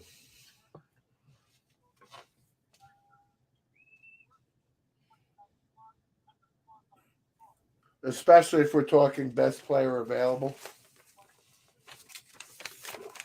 And in my opinion, he's the best player available. Yeah, well, there's still some players. So there you go, Frank. There's some more Tua content for you on the screen.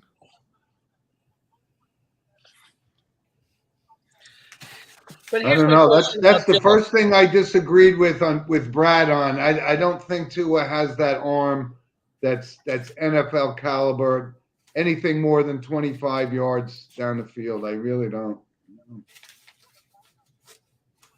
I agree with Brad, and I'm not kissing Brad here. But yes, within 20 yards, Tua can make that throw. Yes. But 20 yards plus as an NFL quarterback, and we're questioning that, that's a question. I'm questioning it. Yeah. Yeah, I think Kyle Hamilton. Question. Is it? Yep. Well, I don't mind a purple jersey. All right. Better than Eagles. Yeah, no doubt. You only see it once every 4 years. Jim, you need to interpret Garvey's comment here. What does this mean? You can't see Lurch, some kind of bantam of the opera. Lurch. I don't know, Mike. Somebody can't spell bantam, isn't it? Phantom. Nails in. Hey, Steve. So one of our loyal listeners on our show is Tony, right? Big San Francisco fan. I don't know that this Jimmy Garoppolo is they can command anything for him. They're going to have to just waive this guy and maybe, restack as far as Kyle their Hamilton. expectations. Jim, you and I talked on the show about this.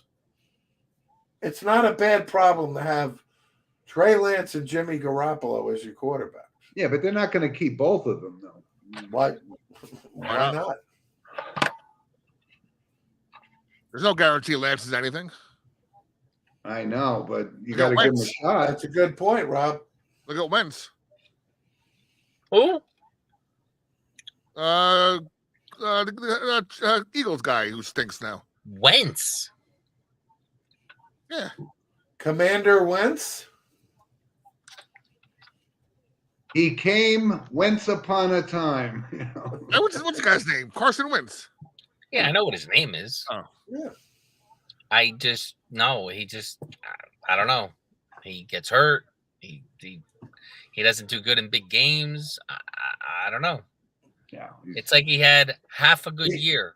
Carson Wentz cannot. Winning quarterback in the I don't Super Bowl. think Carson Wentz can come back from the end of the season. The Colts are traveling to the Jaguars. If the Colts win the game against the 1-15 or 2-14, they go to the playoffs. And Wentz shits the bed. That's why he's out of Indianapolis. I'm not sure if he even knew where the bed was. Because at the end of that game, I was watching that game very closely because that had a lot to do with Pittsburgh getting in the playoffs. So I'm looking at the score. I was like, come on, somebody's like punking me. I'm like, that can't be. I'm like, they really beat him? How is it possible? Right. I don't know. Like I said, I think he had half of a good year. And he wasn't even the winning quarterback when his team made it to the Super Bowl. Right. He was, and I'm not a Carson Wentz fan. I agree with you, Frank. He's not a bad that guy. Season before he got hurt. He was. They were talking about MVP. He could have been the MVP. Yeah, no, I agree. But the point is, again, again, back to the big game type of thing. That's why Washington is taking a flyer on them, right? However, I still think Washington's nuts not to have gotten Kenny Pickett or a Willis to sit for a year and have your quarterback of the future. Because Wentz gets hurt, and again, now on his resume is not performing in the big game to get the team to the playoffs. So that's all. All right, here's a I pick. hate the Washington Redskins, so I have no empathy for them whatsoever. So, but Kyle Hamilton to Baltimore makes complete sense. Kenyon Green? I don't know who he is. Texas A&M guard, outstanding. Yeah.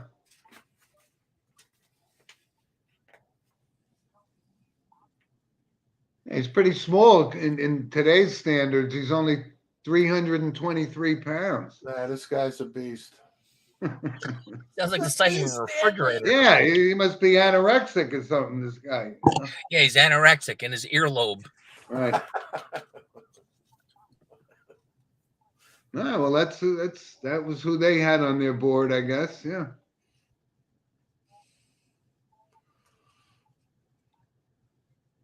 Who's on the clock now? Where did Washington move when these pictures are flying in now? These pictures are flying in. Right, but where did Washington move after that trade? They're next. They're next. Oh. It's already in.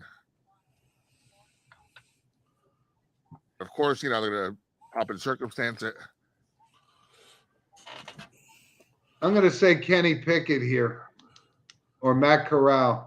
Dan Snyder's not available for the next 5 minutes. He's watching the cheerleaders get undressed. He's watching the hidden camera in the. Yeah, he's cooking the books.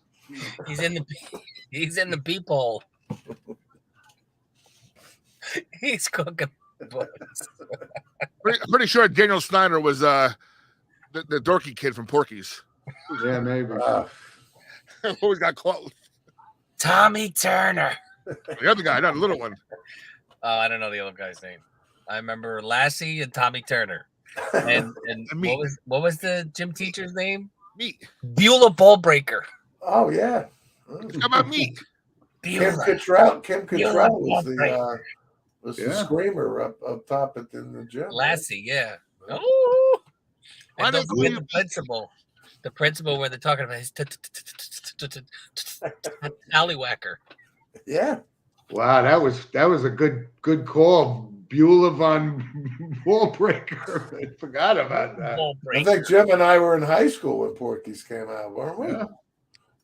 By the way, we have 2 new viewers from Bahrain watching Blackjack TV right now. From Hey where? guys, Bahrain, gals. Where's that?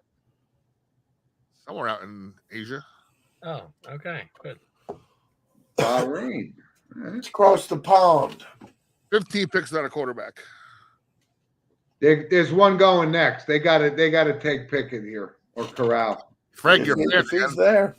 What? Frank, you're fan again. What fan? Oh, yo, Frank DeLaglio. What's up? I don't know who you are, but what's up? I wonder if this is my friend Julio. Is he down by the schoolyard? What? Is he down by the schoolyard? No, he was. I think he was on the show last year with us when we had like 20 people on.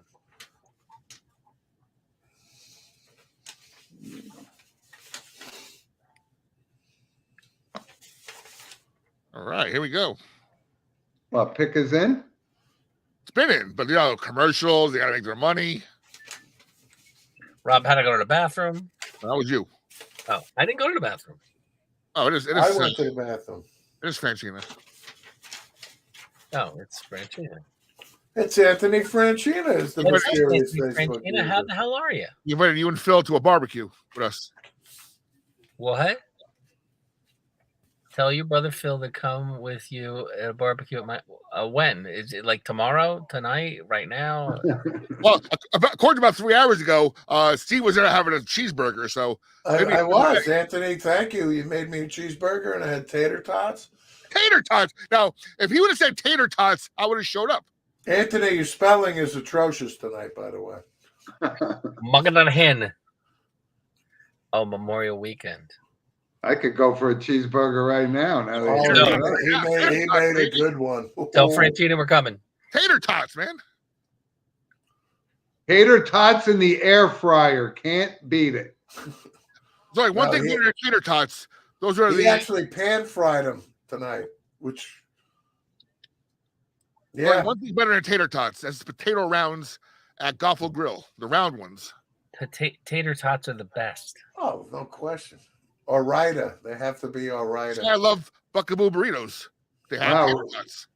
Rob, you were a Goffle Grill, and I was a Clixies guy. Clixies. Well, I'm more of a Hot Grill guy, but Hot Grill. Problem with Hot Grill is they haven't changed their seats in 30 years. So as we got older and larger, I can't fit in the seat anymore. It's a pain in the ass. We're Callahan's, man. Yeah. I cannot find this Florida State player I was referring to. I'm looking on their roster from their championship team. I can't remember his name. Defensive lineman? Yeah. When I get it. So what? When Bobby was the coach? Yeah. Right? No, Jimbo Fisher. Oh, Jimbo. That team? Yeah. You said it was Winston's team. It was Winston's team. He was their top defensive end or defensive tackle. I'll be right back. Wow. I can't think of it either, Frank. I'll find it.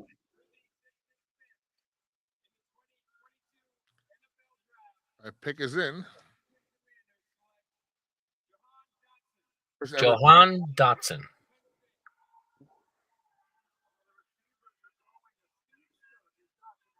That's a wide receiver. Oh, wow. Might want to think about getting a quarterback to throw to Mr. Dotson, but Jim, not our problem. I guess. Play some cornhole.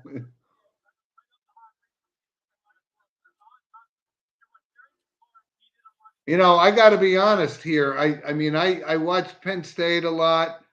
I didn't see anything that drove me to think that Dotson was going to be a top 15 pick in this draft. I'm surprised. No, I didn't hear his name at all. Yeah. Is he good? I mean, it's some good moments, but we're talking top 16 pick in the draft. Wow. And as Brad mentioned, no quarterback yet. Right. And you still got guys like Burks from Arkansas on the board. That's a surprise pick. No, Jim, we're Giant fans, right? We have some extra picks out there. That's not a bad position to get Jermaine Johnson. Really? Okay, I found who it is. It was Timmy Jernigan. Timmy Jernigan. Well, there was a Jernigan that played for the Redskins for a long time. No, there was a Jernigan. I mean, that's maybe true, but he played for the Ravens as well. He got drafted by the Ravens. Whoop, wrong pick. Sorry. Oh. I remember him too in a national championship game. He was sucking wind. Hey, Rob, what were you talking about when the Giants? We don't have another pick in the first round. I'm saying though, that's a good chance. That's a good time to go up and get Jermaine Johnson. Another guy that was on our list, right? He's dropping, obviously. Oh, no question about it. I'm surprised he's still on the board, but hey, these picks are flying in now. All right, Chargers are in. Zion Johnson, a guard. Boston College, right? Yep. That's the guy Steve wanted. Well, that's what they need. They need somebody to protect Herbert. No, the Dallas Cowboys are taking Zion Johnson. No, he just got taken. Oh, he did. It's official. Yeah, San Diego. Then I'm Tyler Linderbaum. All in. Why, you guys on the board? You're up next? No, I'm a Cowboy fan. Getting close though. Pittsburgh's coming up. Pittsburgh, baby. Malik Willis. God. Yeah, this makes sense. This is going to probably happen. I just don't know where everybody got it. That Eagles, another trade. Eagles trade pick to the Titans can get a quarterback too. Yeah, well, they're paying Tannehill for a while now. So, Oh, that's why my friend just texted me that. He said A.J. Brown to the Eagles. A.J. Brown, they traded a player? Yeah. A.J. Brown to the Eagles, and then he said Hollywood Brown to the Cardinals. What? That's what my friend just texted me. I don't know. The Eagles drafted Devontae Smith last year. I mean, I don't know. They had to give up a lot of capital to get A.J. Brown. I mean, if that's the case. A lot of capital. Jeez, I had him last year in one of my leagues. When he was out, we felt it. When he played, he was dominant.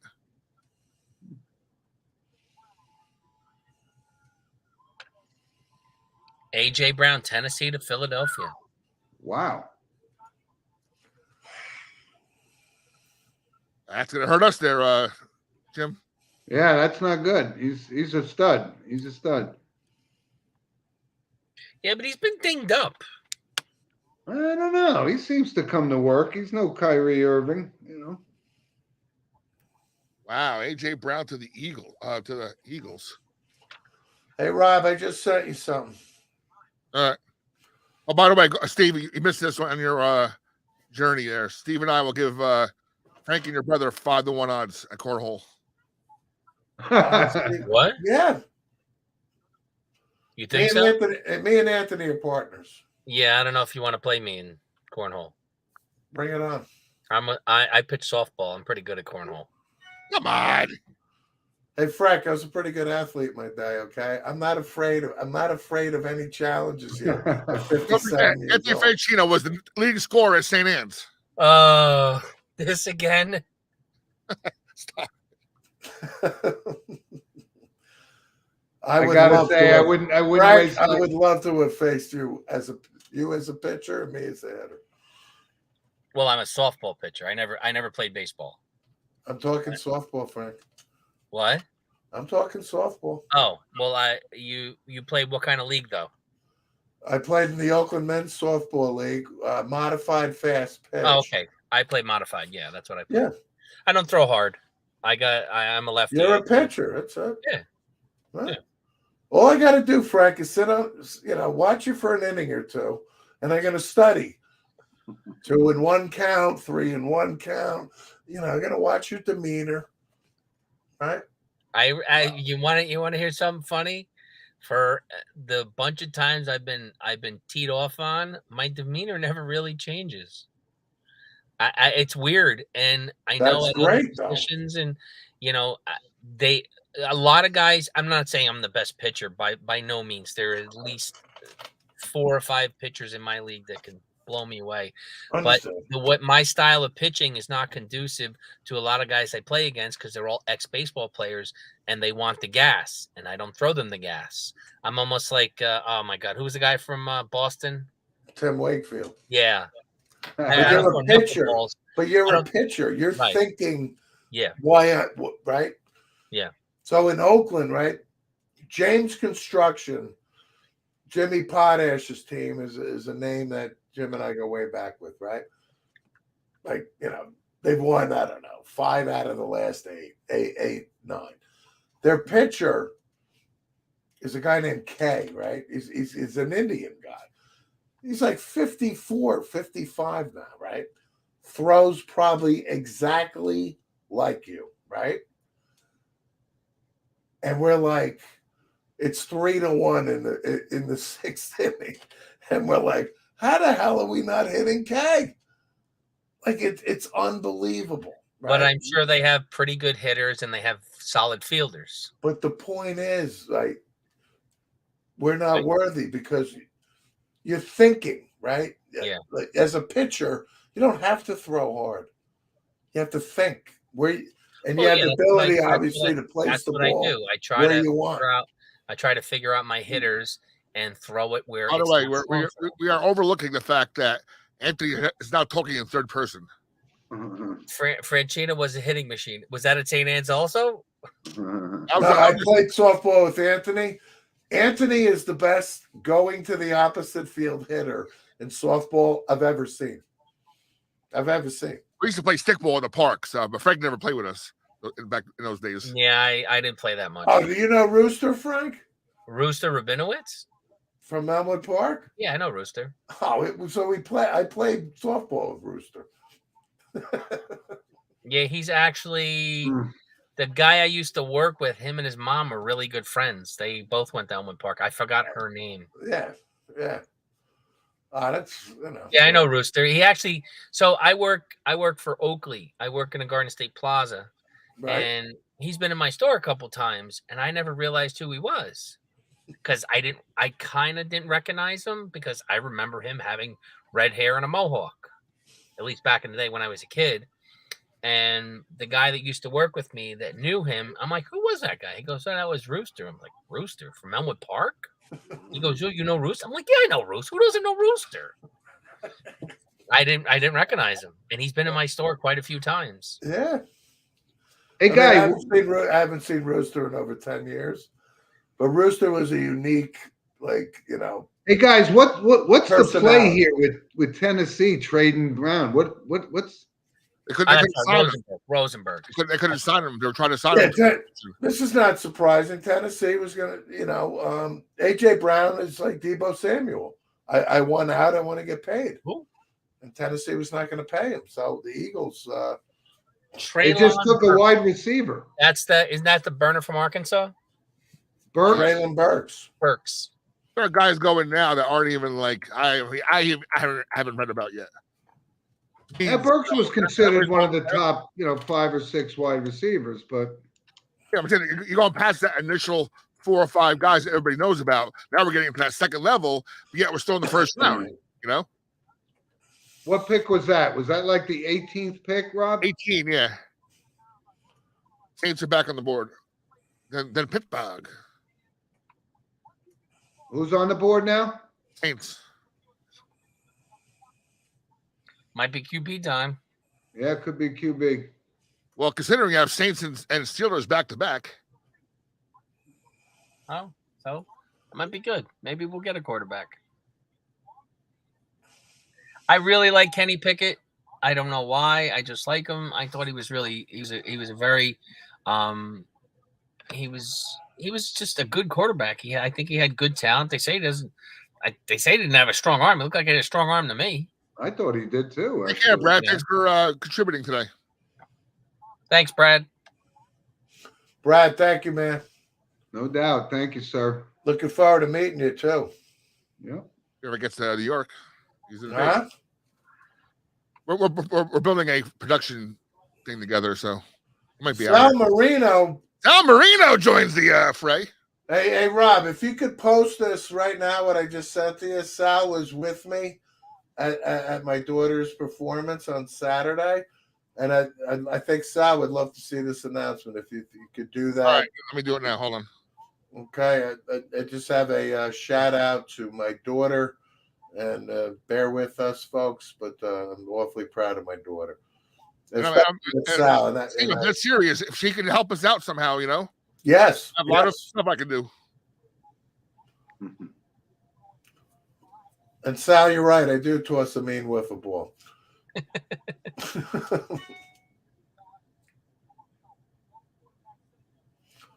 But it's great to see you, Sal. So Sal's wife, Kim, is the drama director at Indian Hills High School, where my daughter goes to. And for 4 years, Sal's wife, Kim, has treated my daughter with love and respect, and has made her a better performer. My daughter sings, acts, dances, and was just in Roxy, performed as Roxy in Chicago as their last play at Indian Hills. And thank you, Sal. Please tell your wife I said thank you. So I think this is going to end the streak. I think we're going to have a quarterback taken at least in the next 2 picks. There's going to be one.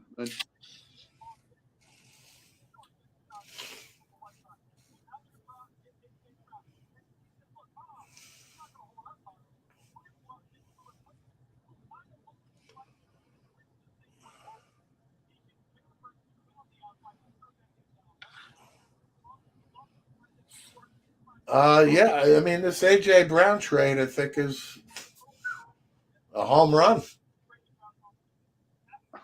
pretty big. It's pretty big in a I lot don't of know. ways. I It mean- affects a lot of teams. Yeah, but they, obviously it's a financial decision to trade him and then draft a wide receiver and pay him rookie money. But he's one of those top flight wide receivers in this league, and if they're paying these other guys, And he's young. He's relatively young too. Wow, that's a surprise move. Devonta Smith and this guy on one side and him on the other. That's pretty good. Regardless that Jalen Hurts is the quarterback. Assuming Hurts can get him the ball, yeah. Right? This Howie Roseman guy in Philly, I think this guy's a pretty good GM, to be honest with you. What, in Philly? Yeah, Howie Roseman. Sal, thank you for those compliments about my daughter, Emily. Here's the announcement. Here we go, folks. My daughter today made an announcement that she's going to be attending my alma mater, Boston University. And I couldn't be prouder of Emily Grace Monahan. I love her beyond. And today was just a special day. I got chills when I found out about what she loves performing arts and film and TV, and that's what her passion is. And I wish her all the best, and I love you, and I just wanted to share that with the audience. Thanks, Rob. Congratulations. Well, make sure you tell her to get her godfather a Boston University sweatshirt or something. Her father comes first, of course. I haven't been to the BU bookstore in a while. I can't wait to go back to Boston University and see the old boys. What happened? You went there for a scholarship and they stopped football? Well, I went in the 80s. Yeah, I got recruited by Boston University as a quarterback. That's how I got to the school. And so 83 to 87. Wow. But in 1994, Wow. BU dropped football. BU is essentially a hockey school first and foremost. Saints don't take a quarterback. They take an offensive lineman, Henning. Okay, he's up there. Yeah, but Now let's see who Pittsburgh takes. Malik Willis. I don't know where everybody got that. It's a done deal. Think so? Yeah. I don't know where everybody got that. This Trevor Penning is a pretty good prospect, and if the Saints like him, I don't have a problem with that. Well, they were saying that Winston's kind of like a bridge quarterback, so maybe they're doing the same thing. They were saying that Winston's kind of a bridge quarterback. Yeah, well, a bridge to nowhere takes you nowhere, Well, as far as Steelers are concerned, they wanted a receiver, but I mean they're all gone so far. Like I said, they're dipping into the second level of wide receiver. So hey, I've seen Pittsburgh pull some rabbits out of their hat. And well, listen, if everyone is right on this, and Malik Willis is the pick should be in 30 seconds, and I don't see it happening, so I'm not sure. nah, they're still counting. Yeah. Frank, see my scroll? What? See the scroll in the bottom? Oh, Where? Oh, on the clock, Pittsburgh Steelers, because we won 6 championships. Yes. Oh, cool. I just don't think it's a foregone conclusion that it's Willis. It could be Pickett. I think it's a quarterback one way or the other, but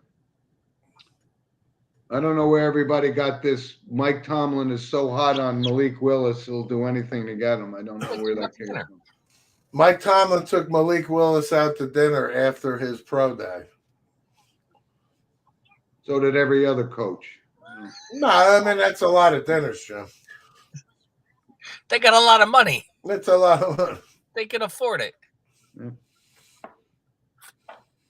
It makes sense that the Because Steelers. Frank, no words until I, Oh, It makes sense that the Steelers have a quarterback of the future sitting in their lap right now, and it'd be nuts not to take him. And again, especially with the way the salary cap is now structured, right? Huge, yeah. It's just not Sam Bradford, if I remember, was the last one. Yes. bonus, Baby. Last bonus, baby. 6-year freaking $170 million nonsense. If you take a quarterback in the first round, you're not breaking the bank.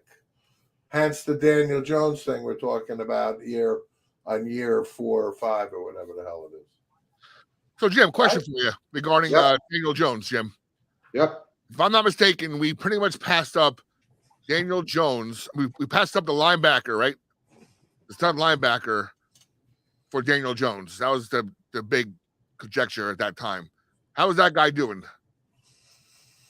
I think it's the what guy? It's this guy with the same name as the somebody else. Who am I thinking of? It was a big linebacker that was coming out that everybody thought he was the pick, and he went somewhere else, and I think he became pretty good. Guy from Jacksonville, right? Mac? Miles Jack? Miles Jack? Miles Jack. No. It was some the guy from he's from Montclair, actually. That guy. Sam Mills? No. Right? He has a very common name. That's why. I can't think of it, Rob. Let me think. Was it Frank, a pitcher in Bloomington, New Jersey? Frank was a goalie in high school. He didn't play football. I didn't play football. All I played was soccer.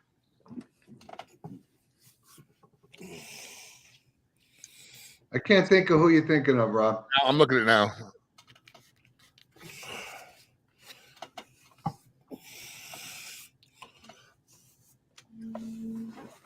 It was a guy that was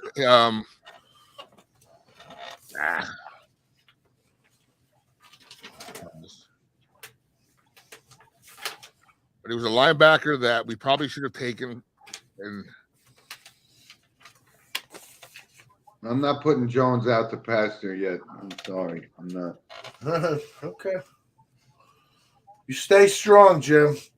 I will. Stay strong. Don't let those 40-plus turnovers in 4 years bog you down. Okay. there we go. Steelers is in. From Jerry Falwell University. Could be Pickett. Could Dante be. Fowler. It could be Kenny Pickett. Rob, Listen. you're talking about Dante Fowler. No, Yeah. no. Linebacker. He's a linebacker. No. He's from with the Kentucky. Oh, you mean Josh Allen. Josh Allen? Wow. He's not a linebacker. Yeah. I think he's a defensive end. Defensive end. And he was like the big stud that we But you know what? Back to Pittsburgh, we're kind of missing the obvious here. Pittsburgh, University of Pittsburgh. Well, that's No, the big that's story. why I like Pickett. So let's say that, yeah.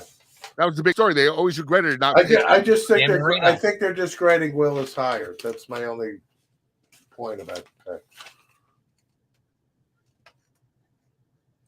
And I have a higher grade on Willis. than Franco Harris, baby. Oh, it's Franco Harris. Franco, the I'm in the immaculate reception. I'm in the Army. Rob, you were right. There were 2 Josh Allens in that draft. I think. Right, there was the quarterback and the stud linebacker from Montclair went to Kentucky. No, I think he was from Memphis or something. Kentucky. Kentucky. Oh, yeah, Kentucky. Yeah. Okay, let's drag this out some more. Who's the pick here? Another Jersey guy, Franco Harris. Yeah. I love Franco Harris.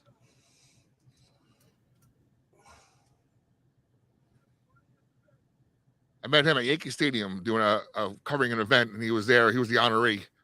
Nice guy. Yep, and right there, I got indoctrinated into the Franco's Italian. Kenny Pickett. Kenny Pickett. I am happy. I like Kenny. Very good. That's what I was saying. I just don't understand where everybody came up with Mike Tomlin wants Malik Willis and he'll get him at no expense. I don't know where that came from. He lives up to half of what Marino's career was, because I never realized that Pittsburgh passed on him. How do you pass? And I know why they passed on him. Doobies. Right, because his coach, Foch Fazio, just kind of badmouthed him that he was a pothead. Well, I know everything there is to know about Dan Marino. Yeah. He was doing coke his senior year, let's be real. Oh, no, there's no doubt about it. That's I didn't know that. And that's it. No doubt about it. Frank, watch this. Frank, watch the screen. He is so emotional right now because he's going to Pittsburgh. It's great. This is a great story. That is awesome. Look how emotional he is. I feel vindicated.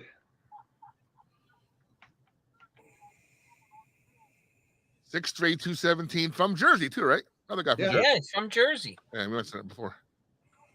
Stayed for a senior year, came back 1 year, right? Come on, they changed the rule in college football because he did a fake slide. I never seen that done before. Yeah, I know. Right. He literally untied the defensive guy's shoe, and like what? Like, why change the rule? That was a violation of protocol. You know that, right? I mean, but it was one hell of a move. I feel so vindicated. I'm going to step aside for a moment and relish.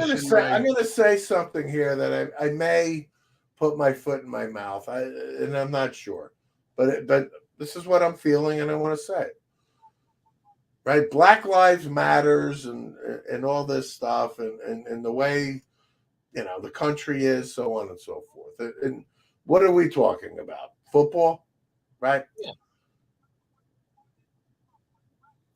To me, I kind of just thought about this. Mike Tomlin is a Super Bowl winning black head coach in the NFL. And I don't know if there's one person I've ever met or talked to that doesn't respect Mike Tomlin as a person, as a coach, right? As a role model, whatever. Right? So you have the choice of two quarterbacks here. Malik Willis, who's black, and you have Kenny Pickett, who's white, right? I'm just throwing it out there, right? Like, I'm not saying because Mike Tomlin picked a white quarterback, great for the white race. Not at all. My point is, Mike Tomlin and the Pittsburgh Steelers evaluated Malik Willis and Kenny Pickett, regardless of their skin color. Right. Mm-hmm. Okay? And at the end of the day, and I feel sad that I even have to comment on this, they chose Kenny Pickett. Why? Because they thought he was a better quarterback. Pittsburgh Steelers, and they're looking for, in their opinions from all over the organization, who they think the better of the two is. And Kenny Pickett happens to be white. Malik Willis is black. Mike Thomas is black. To me, it doesn't matter. Mm-hmm. But I think it's important just to reinforce in today's society, Black Lives Matter, all this stuff, and right, and the political nonsense, right? The Pittsburgh Steelers chose, in their opinion, the best quarterback. That's it. Okay, and I hope our audience understands where I'm coming from. Yeah, no, I agree. I don't think it was a pick on skin color or race. I think it was a pick on pure talent and ability to help lead the franchise. Right. This is we're talking. We're not talking like being a favorite or being a underprivileged person. We're talking about money here. I mean, if we really think about it, as much as we love our teams and sports, these guys are out to make money. And I'm not even talking about the players. The owners aren't out to lose money. They're out to make money. So how do you make money? By picking the best player possible, regardless if he's blue, purple, green, pink, doesn't matter. Right. So I think it was a good pick. I wanted this pick to happen. I hope he becomes An icon in Pittsburgh. I mean, I he's already do. I really do. Yeah. I really do. on Because top of his status as the best quarterback statistically at the University of Pittsburgh. Because for as much as I'm a Pittsburgh Steeler fan, growing up, Dan Marino was my childhood idol. The story goes, I watched a college football game, didn't realize it was a college football game. I thought the Steelers had changed their uniforms, and I'm like, what am I watching? I'm like, oh, Italian guy, quarterback for Pitt. I'm like, did they just get a new team or something? Yeah, And but I you just got to started following admit, Marino. Pitt's uniforms in the Marino era, pretty cool. So you guys haven't noticed, the Patriots trade the pick to the Chiefs. Chiefs are now picking. Okay. Jim, what do you think of my commentary? Trent McDuffie. I was powdering my nose for a moment, so I missed the context. But I know it was regarding the Pittsburgh pick and the quarterback, and I'm saying, well, maybe he took out Kenny Pickett for dinner as well, not just Malik Willis. So Exactly. And let's also remember, Mike Tomlin just hired Brian Flores to be his top defensive assistant. In my opinion, and again, not because I'm a Pittsburgh Steeler fan, but just because I'm a football fan, Mike Tomlin is a class act. I think he's great. I don't care what anybody says about him. I don't want to care who he hired, who he picked as quarterback. The guy's a class act. He always says I think so too. Does the right thing. I think he's not worthy. Mike Tomlin is one of my Mike Tomlin is everything you want. No doubt about it. You guys know the name Frank Dawson by any chance? You know Frank Dawson? Top of my head, I can't say. From Garfield? Frank Dawson, I can't say top. He's about a year younger than I am. A year or two younger. We actually worked together at Herman's Sporting Goods. Remember Herman's Sporting Goods? Herman's, yeah. So his dad we remember. His dad was AD at Garfield for a lot of years. Anyway, he's a big guy. So he went on to play a lineman at William and Mary University. Oh, the Indians. His two teammates were Mike Tomlin, Stan Yagiello, and Sean McDermott from the Buffalo Bills. Yeah, that's right. Both of them. Yeah. And Mike Tomlin, not from a very nice neighborhood. He comes from Newport News, Virginia. Same city as Allen Iverson. Yeah. He grew up a hard life. And you know what? I give him a lot of credit. He made his way out of there. He played college football. He made it to the pro ranks. And I think he's one of the more successful coaches. There's no question about it. Years. And he's never had a losing season as a head coach. Never had a losing season. That's unbelievable. Even if he never won a Super Bowl, which he did, that's one hell of a stat. No, Steve and I have talked about Mike Tomlin on our show before. We couldn't be, more respectful of what he's accomplished in this league. I think Mike Tomlin is one of the guys in sports today that I would love to meet in person and shake his hand and look him in the eye and say, Coach, huge fan, man. Pleasure to meet you, man. And that's it. One day. Hey, Rob, what pick are we on now? Like 21? 22. Green Bay Packers. Because I have one of our loyal listeners on Sports with Mono and Mono is watching the draft. He's a Buffalo Bills fan. So I wanted to give a shout out to Bernie and Patrick watching, and they're eagerly anticipating the Buffalo's draft pick. And I told him I thought they were going to go offensive lineman. He doesn't think so. So, Bernie, we'll see what happens with 3 picks away. Enjoy the show. You're going to tell Bernie that. Hey, Bernie, why don't you type the name of the player that you think that Buffalo is going to take? And by the way, Bernie, just so you know, Bernie, I miss you, buddy. Not only do we have Dow Fans Radio on Surge Sports, we also have Viva Los Bills. So right now they're on a bit of a hiatus, but the two guys talk Buffalo Bills every week. So they'll be back on the air soon. Yeah. All I know is the Cowboys are taking Zion Johnson at 24. It's already taken. He's gone.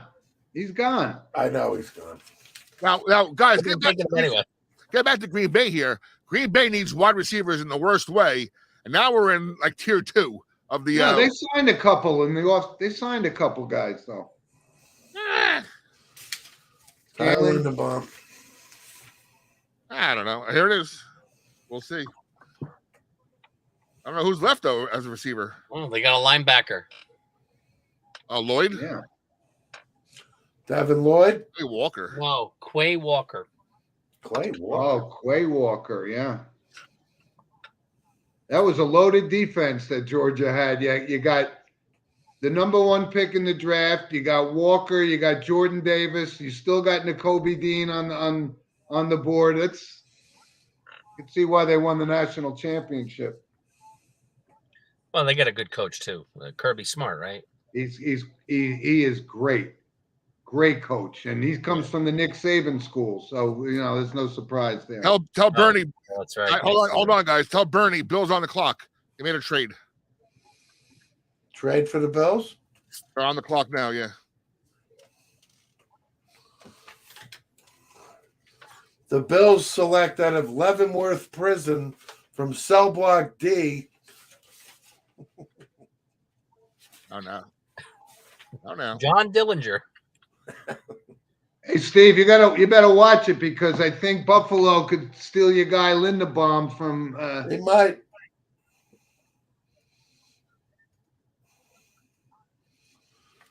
I don't think the NFL GMs are not watching our show, listening to us. By the Dallas way, is next. Dallas is back-to-back picks.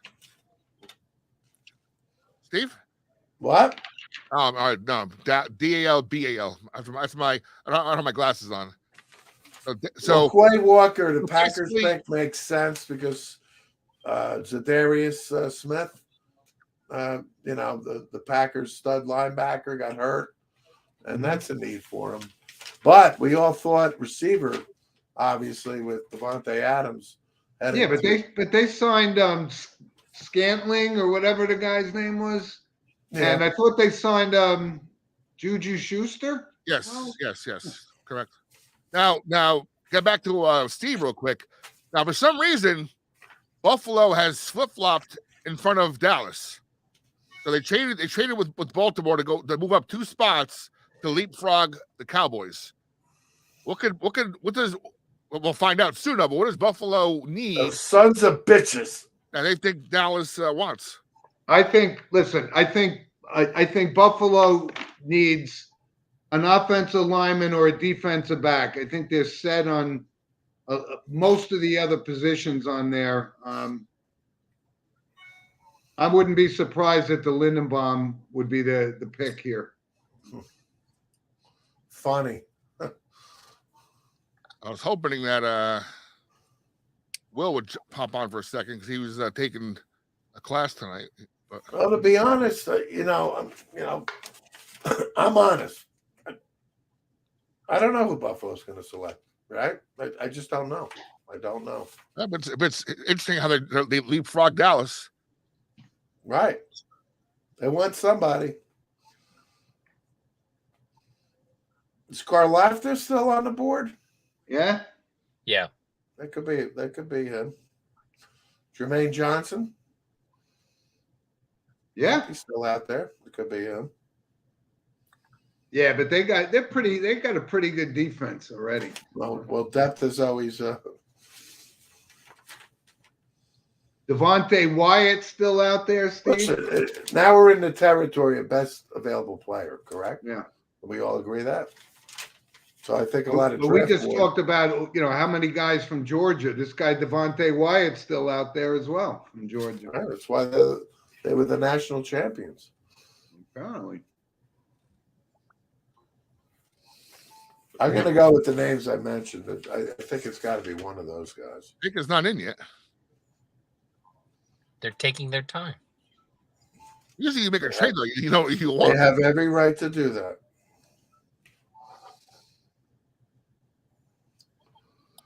This Karlaftis stuff was pretty damn good from Purdue.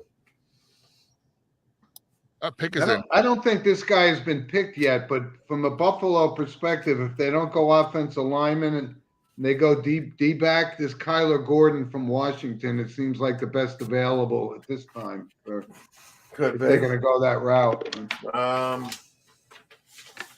And there's also a chance. Don't forget when they drafted Josh Allen in the first round, they also drafted Tremaine Edmonds as well. So there might be a chance where they can only afford one of the linebackers, and maybe you have the kid from Utah going here or Dean. Yeah, I'll go Lindenbaum or Gordon here for Buffalo.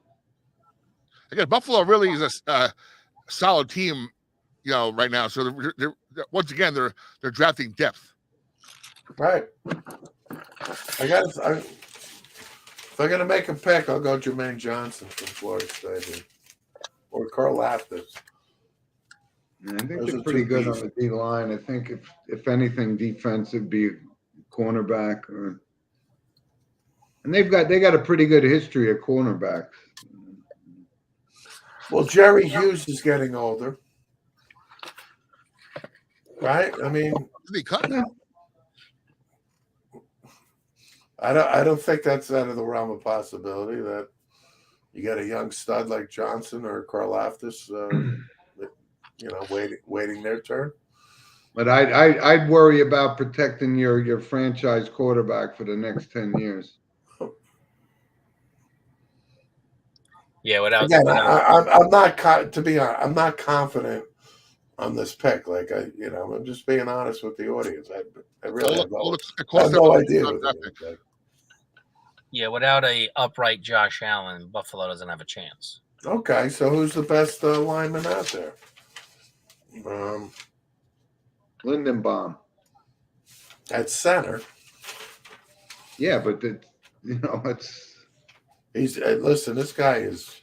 I think Lindenbaum's going to be first team All Pro in 3 years. For 6 years.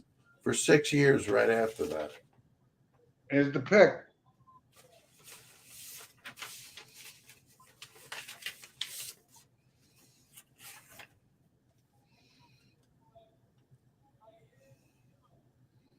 Kaiir Elam. Okay. Cornerback. As I said, I had no idea who Buffalo was going to take. That's okay. That's a need. All right. Well, that's the one that most of us didn't have in the first round. They lost the guy to the Giants. It makes sense. Levi Wallace came to the Giants this year. He was their number 2 cornerback. Oh, they lost Gilmore too. What's that? Levi Wallace is with the Giants now? I believe so, yeah. Oh, that's good for them. Yeah, they lost Gilmore as well, too. But I got to say, on all the projections I've seen, Kaiir Elam, his name just doesn't stand out to me, just to be honest. And I'm not saying he's not first round worthy. The Buffalo Bills have done their homework. They know a hell of a lot more than I do. Okay, but I'm just saying he's a name that just doesn't stand out for me. I didn't have him on my board at all. I don't. Yeah. All right, Steve, this is your pick here. Who you liking? So Bernie, you're liking that pick, aren't you, Kaiir Elam, huh? I got to go Tyler Linderbaum here. Not Jermaine Johnson? No.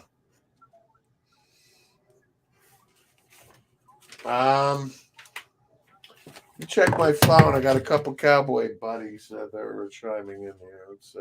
Well, listen. I mean, we're still winding down the first, but I think this Jermaine Johnson, he's probably, and I'm not watching, Kuiper or any of these guys, but he's got to be one of the top 2 guys still on the board. Top remaining. Bill Kuiper's top remaining. Yeah, I figured as much. Come on, Giants, make a move. Let's get them.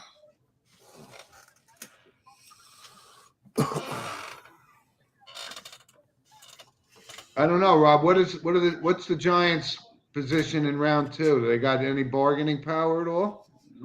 They got 9 picks, so they have to have something. God knows we can't sign all of them right now. I want Tyler Linderbaum. That's my pick.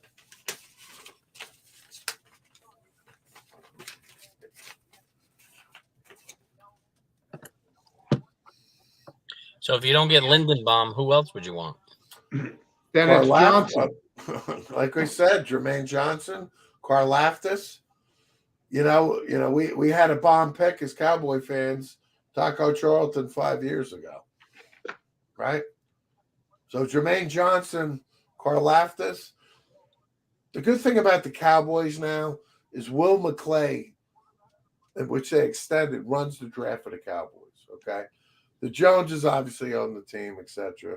But it's not Jerry, I want Johnny Manziel, type of thing. Will McClay knows what he's doing. Okay, he's the one who selected Micah Parsons last year, right? Best player available. Best player available. But Linderbaum, to me, I think this guy's a beast. I just think he's a beast. I know, but I think if you're looking at the best player around, this guy Johnson would fit pretty good with the Cowboys. Correct. I agree. Devin Lloyd off the board yet?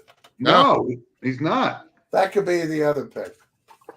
It could be Devin Lloyd. Is Jerry's world? It could be Devin Lloyd. Yeah, he's still around.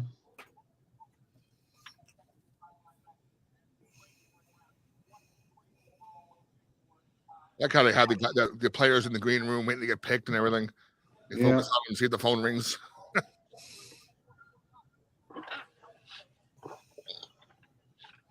Wow, we're getting late in the draft, and a lot of people's potential first player picked in the draft. Couple of guys, right? A lot of people were with Willis and Jermaine Johnson, and now we're 25 picks in, and these guys are still on the board. Crazy. Right. Pick is in. Let's see. Picks in or no? Yeah.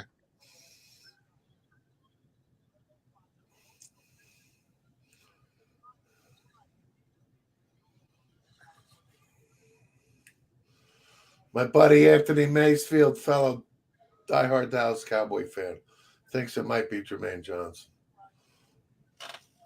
And trust me, Anthony Mayfield, he knows Cowboys, and Anthony and I have gone to a couple Cowboy Giant games together, so he's as passionate as I am about the Cowboys. But listen, there's value out here. So, from the Cowboys' perspective, there's some good value here. No doubt. There's still some solid players, like you said, Steve, with Wyatt and Devin Lloyd. There's still talent out there. Jacoby Dean. Jacoby Dean, yep. Hey, Rob, we can only hope that he's around when the Giants get him. That would make my draft right there. Giants picked 36, which would be the fourth pick of the second round. That would be a steal. That would be for Joe Shane. That would be a great draft for a rookie GM. That would be awesome. Now, didn't KC pick a D-back? Yeah, I think so. Actually, it hurt us for the Bradbury trade. Here it is, Steve-O.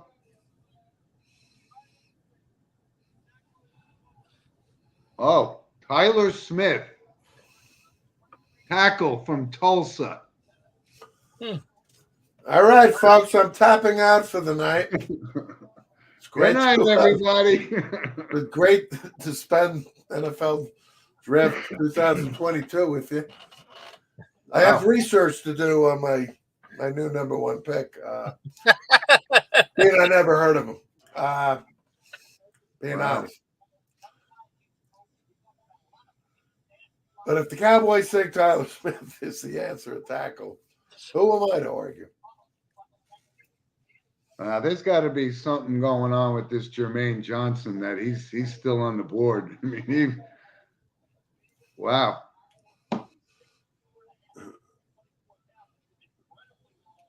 But I really am tapping out, folks. I have a day job in the morning, and I have to get up quite early. And I'll let the experts finish it out. Rob, thank you. I absolutely enjoyed the NFL draft on I-95, and Jersey Frank. Can't wait to meet you. And, Same here. Yeah, looking forward to our banter going forward, back and forth. My brother Jim, you're my brother. I love you.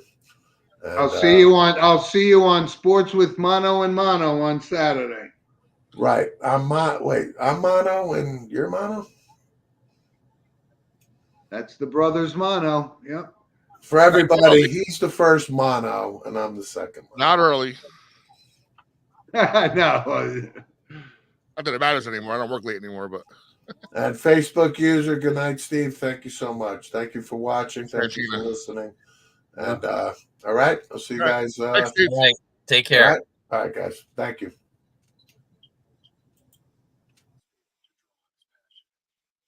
Ravens on the clock, Rob. I mean, at some point we gotta get it right, Frank? This guy Jermaine Johnson, unless again, the team that thrives on finding players that drop, right? They got Kyle Hamilton already.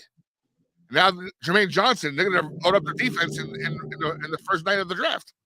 Yeah, if they get him here, that's scary for the Steelers. Yeah.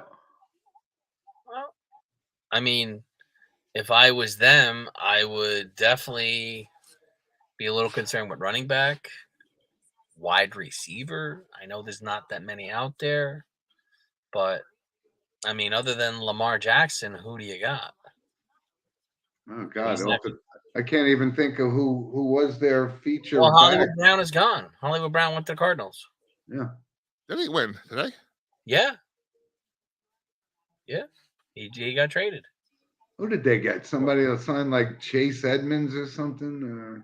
Chase Edmonds is in Miami. Miami. Yeah.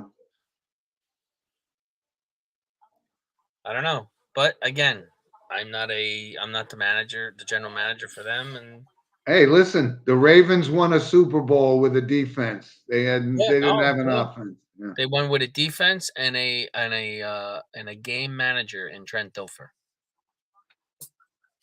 Trent Dilfer is considered the luckiest man ever to win a Super Bowl. By all means. Not Brad Johnson? No, Brad Johnson could throw a ball. Yeah, but Brad Johnson never won a Super Bowl. Yeah, he did. Who was the Tampa quarterback when they won? Yeah, it was Tampa. He played for Tampa. Brad Johnson was the quarterback in Tampa the year he won it with Gruden? I believe so. I'll check it. Wow.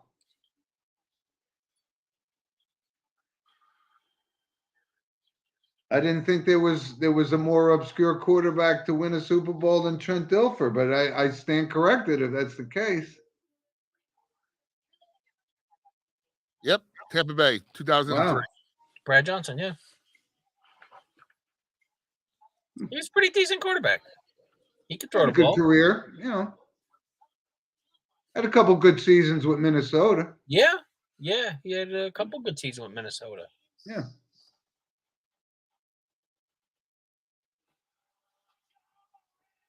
Next up, we have Tennessee, and we have Tampa.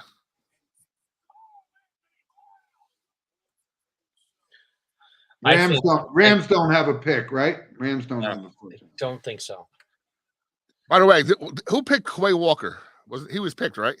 Yeah, he was picked. CBS, one of the mock drafts I'm reading here, had him at 64. Oof. That was a big miss on somebody's end. Green Bay Packers got him. Ooh.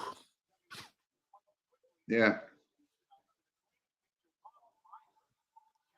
Well, that guy's mock draft probably had Jermaine Johnson in the top 3 picks too. So, Yeah, they had John Dotson, who was picked 44. Kenny Pickett 43. He's gone already. Tyler Smith 38 to the Jets. Look at Tyler Smith. It wasn't too far off, considering. Yeah, look what's still on the board. I mean, like I said, this Devontae Wyatt's still on the board, and Devin Lloyd from Michigan, he's still on the board. Johnson's still on the board. Dean's still on the board. It's crazy. Willis still on the board. I'm saying for the Giants who need bodies and need good players, it's a damn good spot right now to trade up. Yeah, but there were what are we? 3 more picks in the first round, and then the Giants have the 4th and the 2nd, so it's 7, 8 picks. Now we got 6 more picks. 6. Pick is in.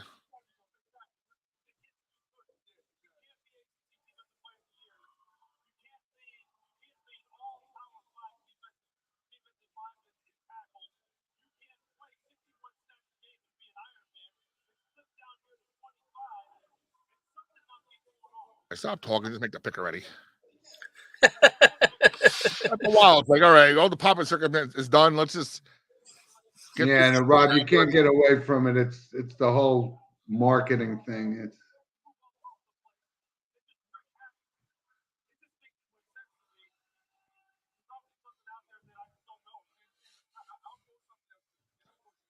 yeah, let's cut back to a commissioner, please. Thank you. I'll tell you though, I don't know if you see Jim. Have you seen the stage is ginormous. Yeah, I maybe the biggest stage I've ever seen in my life. It's like 6 stories high, right, Frank? Yeah. It's Vegas. It's Vegas. That's what they do.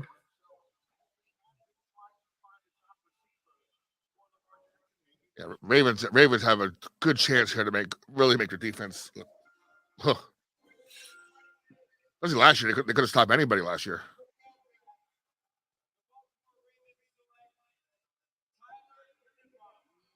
Lindenbaum. Oh, there goes the center. Lindenbaum. Yeah, Steve was hot to trot for him in Dallas, man. He's bumming out.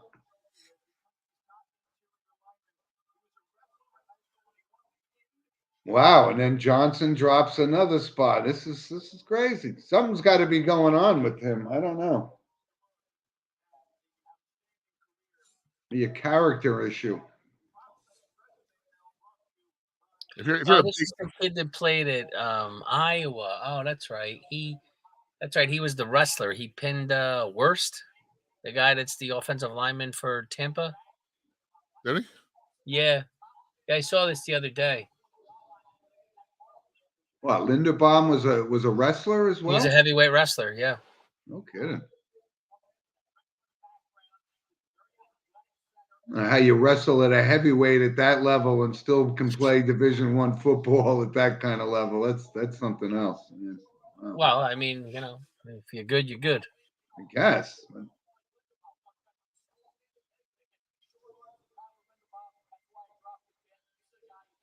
Oh, really? That's why he dropped?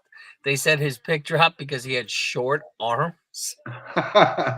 These guys are ridiculous. Well, for a center? Yeah, if the guy could block, he could block. Who cares? Yeah, is that a good thing? Get the ball to the quarterback quicker. Yes, you have short arms. Hey, Rob, that's what Anthony used to say about you. You had short arms and deep pockets, right? How do you? That should be a good thing for you. Short arms for a center. We have a trade. Jets are on the clock. Here goes Jermaine Johnson right now. Then. Yeah. We got a trade here. Who was on the clock? Titans. Titans again trade. That's your second trade this first round. Right? Titans. Wait, I thought the Jets are on the clock. Titans. It was the Titans. I had Titans right from the screen here, and then they just they switched it to New York Jets. Come on, Shane. Come on, Joe Shane. Follow your counterpart in the parking lot.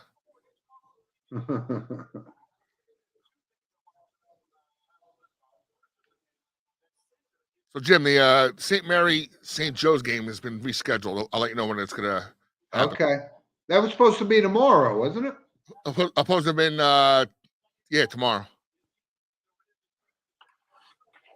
They told me don't worry about Del Barton. I guess they figured they'll get smoked.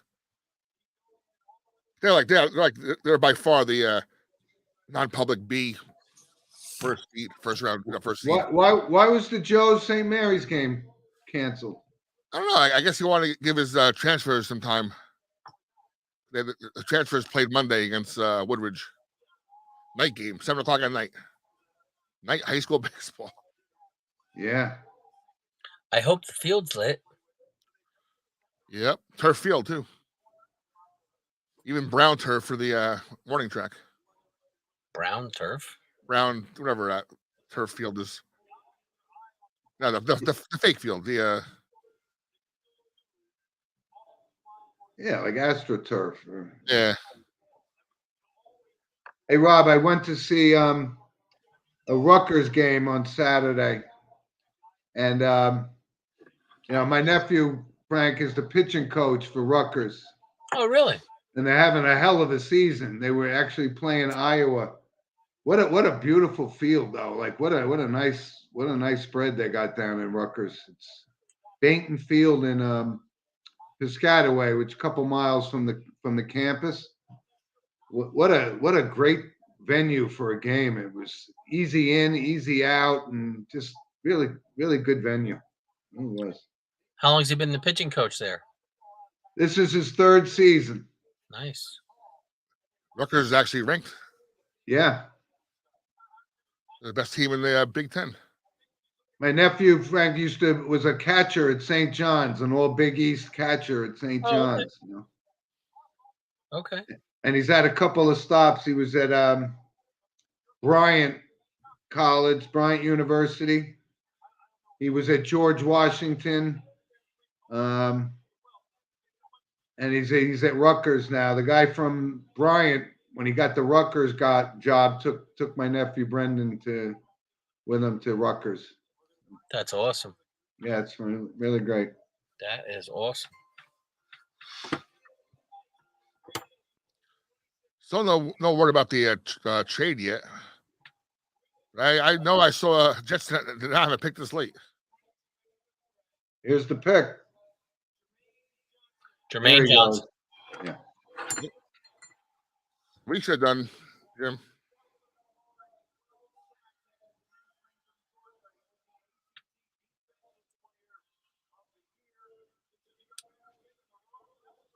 Like Jermaine Johnson, which he was picked by the Steelers.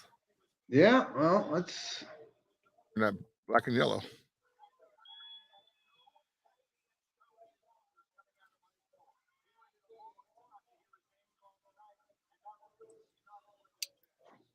So this guy from Oregon, is he a stand-up guy or is he a down guy? We don't know yet. What, Thibodeau? No, yeah. Well, I mean, he's kind of a mix. Like he played on the defensive end, but he was up most of the time, I think. It looks lean. Well, all guys on Oregon with those uniforms look very lean. To be honest. Don't worry about lean, Rob. Jason Taylor was lean, and he was very effective. That's another guy that's overrated, though. Jason Taylor. Really? Hall of Fame, Jason Taylor? Come on. You got to be kidding. Yeah, I don't know Hall of Fame. I don't know what his career stats are. Oh, he's in the Hall of Fame. That's an outrage. The guys like Reggie White, Bruce Smith, those are Hall of Fame defensive ends.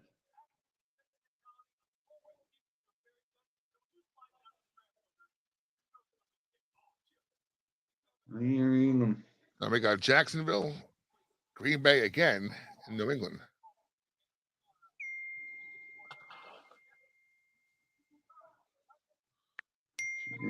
Ajabo, Michigan. There's still some talent out there.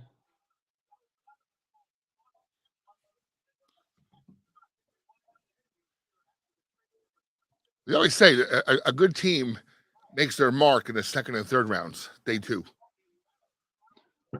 Yeah. Day 3, early, you might find some guys, and then it's all about depth at that point.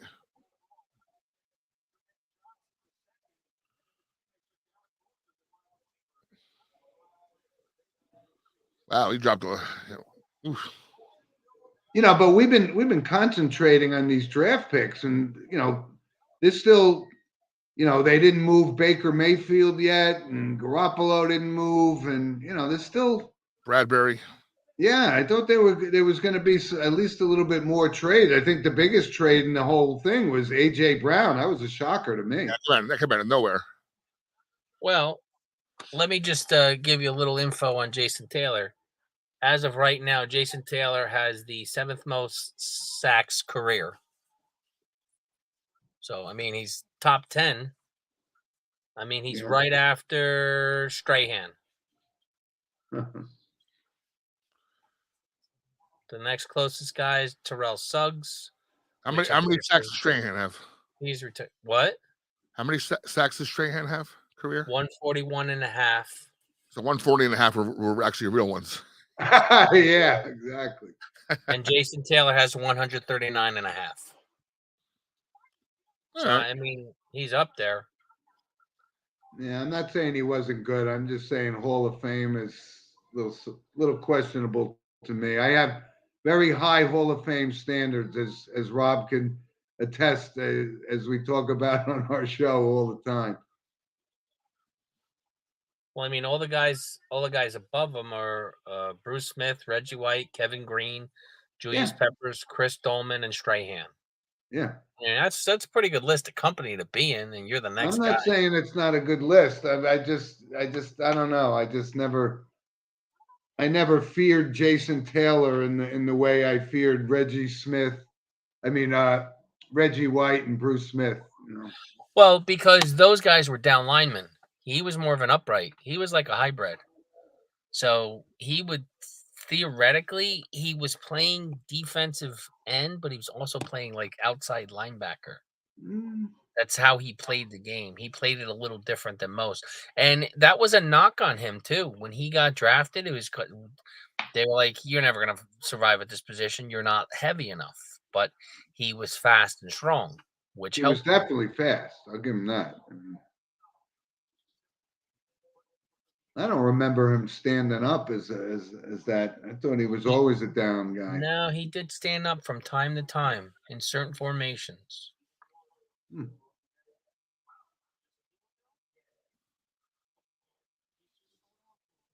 Well, when you talk about, and we talked about in the beginning of the show, I mean, Hall of Fame, it's got to be for the elite. They're letting people in now that were really good players, but the Hall of Fame is for great players. And Reggie White and Bruce Smith, to me, from a defensive end position, that's the standard. That's why it drove Steve and I crazy that guys like Dan Hampton are in the Hall of Fame. Dan Hampton? Yeah, I mean, you got to be kidding me. Because he was a member of the 85 Bears? I mean, he wasn't even the 5th best player on that team. Yeah, actually, his teammate Richard Dent is number 10 all-time sacks. Well, it makes sense. Yeah. Yeah, well, Richard Dent was way better of a player than Dan Hampton was. And it took Richard Dent, probably another 10 years to get in before he got in.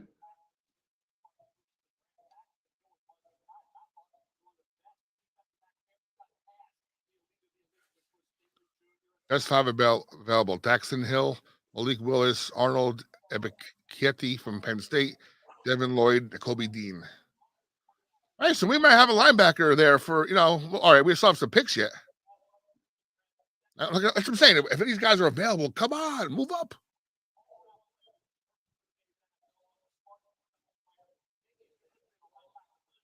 Because, Blake Martinez is not long for our team. Why? I mean, injury. He's previous regime. I mean, he's staying this year. Yeah. Yeah, but he's a good player. Frank, look at the table. Look at the screen right now. Look at the TV. What is that? So there were Daxton Hill from Michigan, right? In his draft party. They have all of the team hats on the table. All of them. So they're not even sure who's. Why would you even show that? Well, there's still three Michigan guys: Hill, Devin Lloyd, and Ajabo. You know. Well, Ajabo may go later because he got hurt. You know how teams are with that. Yeah. You know, even though a guy like Jalen Waddle, he went in the first round last year and he didn't play. He was coming off an injury. It's just weird how that stuff works. Yeah, I know. I mean, I remember. I mean, I don't remember, but I know that Joe Montana, didn't he have a knee surgery or a knee problem coming out of Notre Dame? Yeah, I don't know if it was a knee, but Oh, so Jacksonville.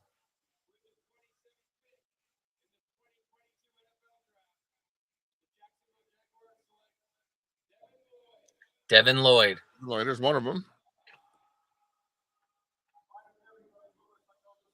Oh, yeah, there's a team that needs almost everything, pretty much. yeah, they do. That's a mess down there too. That's a mess.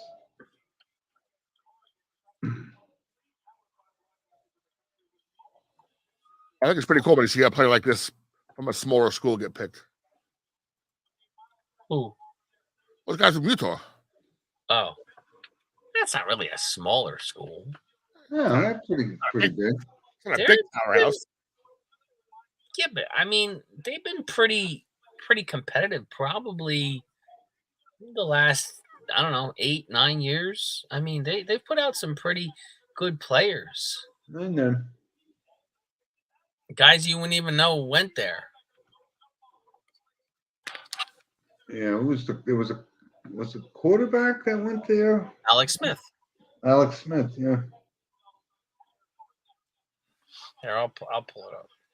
Now the Packers now do they get a receiver here? I don't know, Rod. They just spent a lot of money on a couple of these receivers. I don't know.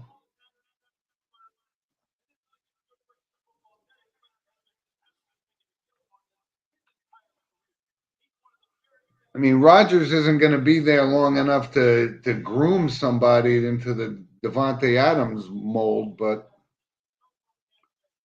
I think he could work with Valdez-Scantling and Juju Schuster or whatever. I'm not big on Valdez-Scantling. Yeah, and I don't think he's done a lot, but I mean, made a living in this league.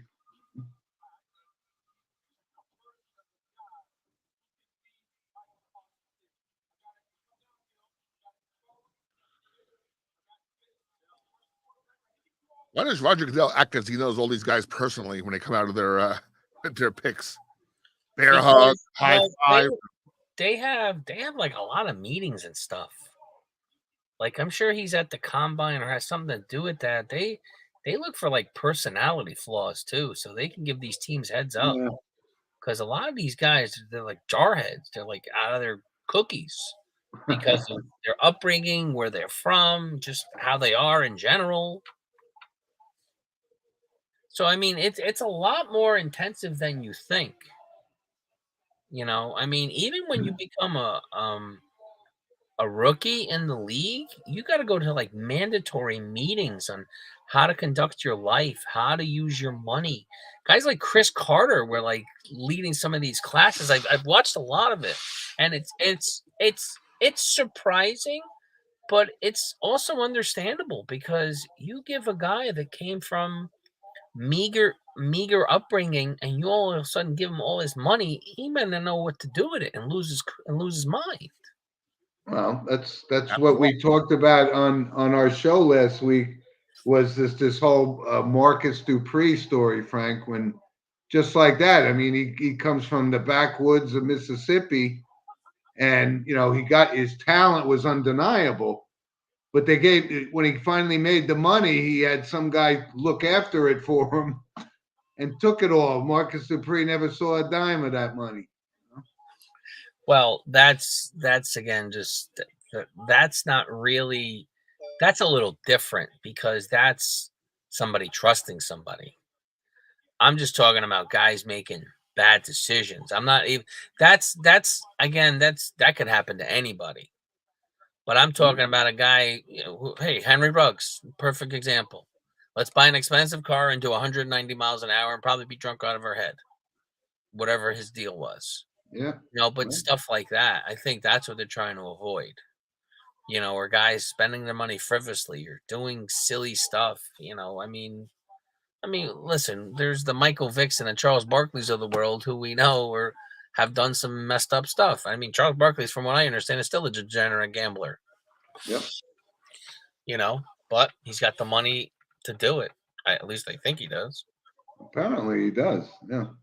Michael Vick, he did whatever he did with the dogs and everything. He thought it was normal or okay, and then he got caught, and then he kind of polished his life up. But I think that's what they're trying to avoid, because when that stuff happens, it's not even bad for the player. It's bad for the organization. It's bad for the NFL. It's bad publicity.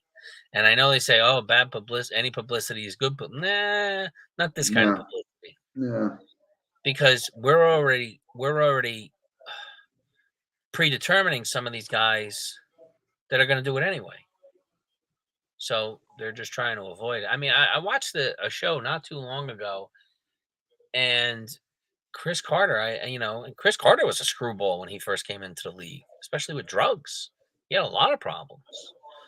And just the way he was talking to these guys and the things he was describing, and some of these guys, they're raising their hands and they're going, "Well, Chris, let me ask you." He goes, "Yeah, well, that's a great question." He goes, "But, you got to avoid this situation because, there are people out there that know who you are, that'll goat you into doing things that you may not want to do, or, they may call you a name or something and know they can goat you into something." I mean, well, listen, it's I guess it's no different in really any sport. This happens to guys in the NBA too, that kind of thing. Oh yeah.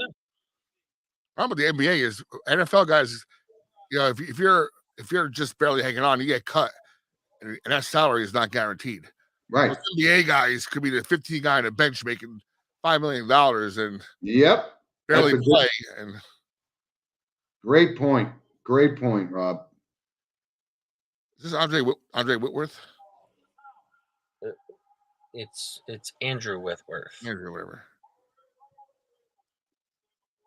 It's like he lost some weight. He's retired now. That's one hell of a player, bro. Yeah, he was. He's right up there with what's his face, Bruce Matthews. Yeah, played until he's 40.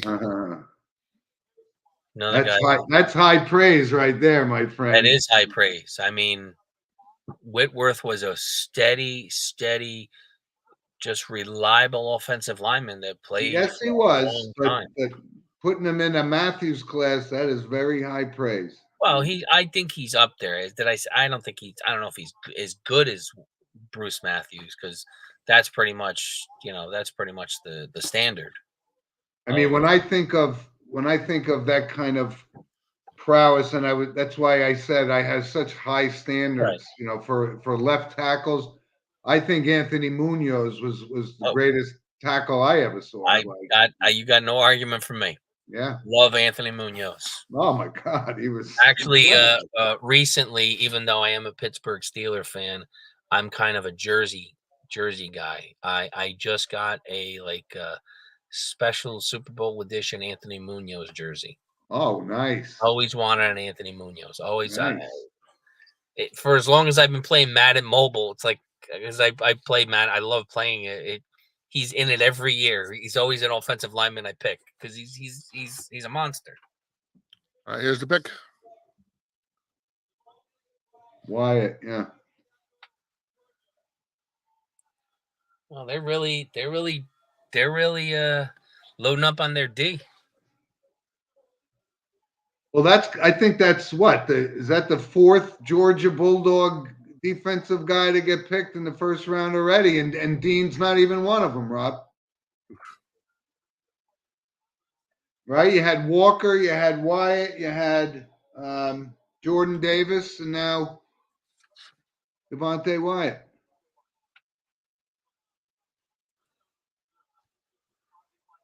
It was Georgia. Well, they got a top linebacker now. They got a top defensive tackle. Yeah. Maybe they're taking the Pittsburgh approach. Let's get a solid defense and Big Bad what's his face? Big Bad Rogers will figure it out. I mean, they got a decent running game. Their two running backs are very effective. They do. It's Jones and is it Dillon? Is his last name? Dillon. AJ Dillon. AJ Dillon. College. Yeah, Boston College kid. Yeah.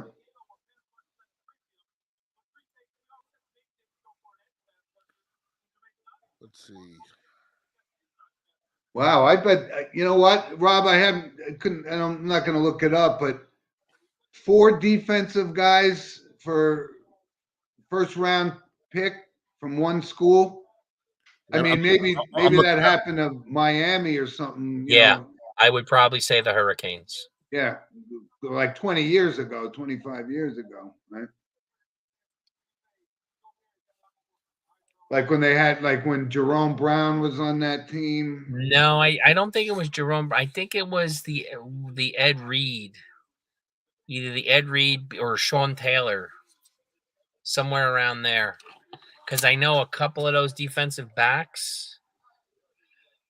If I'm not mistaken, it was I have to look it up, but it was like Ed Reed, Mike Rumpf, Philip Buchanan.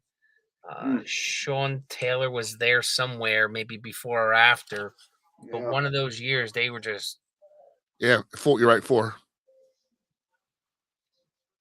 Here we go. Yeah, they had a linebacker too, Frank. That was what was it? He played for the Jets. The linebacker, Jonathan Vilma. You're not. Oh no, yeah. Yeah, Jonathan Vilma. Yeah, he played for the Saints too. Yeah.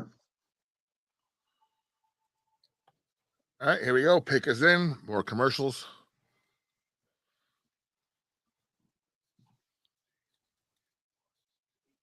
It's got to be a defensive back here, right? New England. I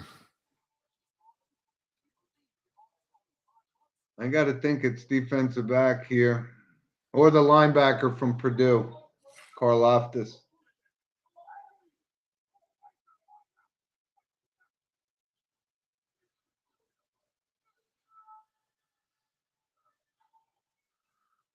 They wanted Wyatt. I mean, I'm sorry that they had the mock draft. I'm looking at. They had Wyatt picked. That was way earlier. Yeah, they need a defensive back, I think. And listen, had a great career, Devin McCourty, St. Joe's kid, for New England, but he's 12 years in the league now. Yep, they had hell of a careers, those two guys. They did. And they're as nice as they appear to be, both of those brothers. I met them before. They know who I am. Very nice guys. Covered a few of their events. Their agent is a Jersey guy.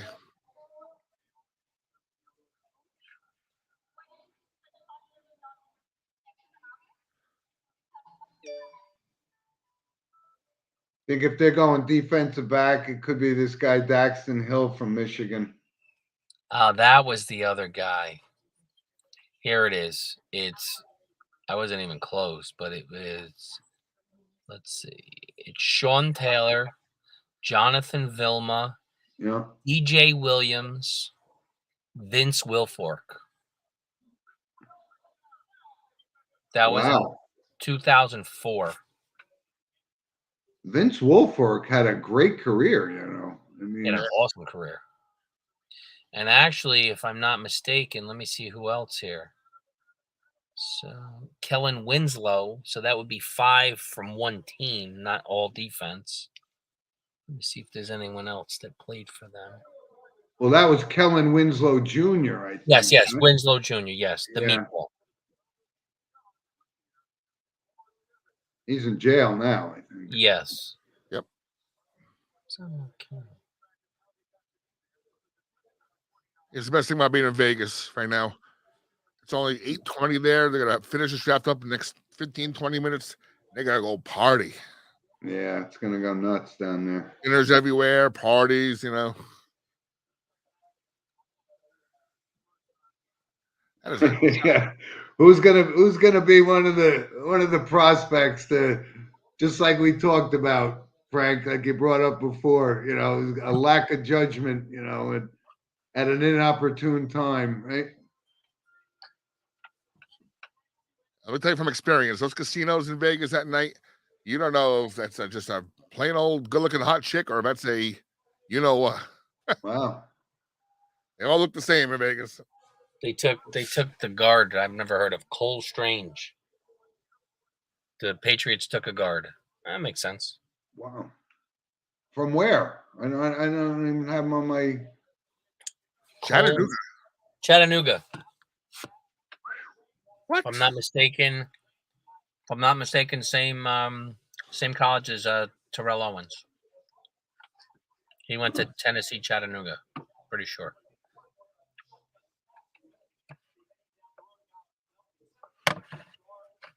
I'm not gonna spell Chattanooga. It's CHAT Nuga.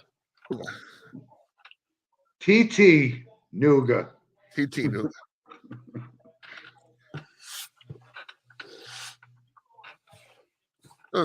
So Jim, as we wind up, we have a few more drafts to go.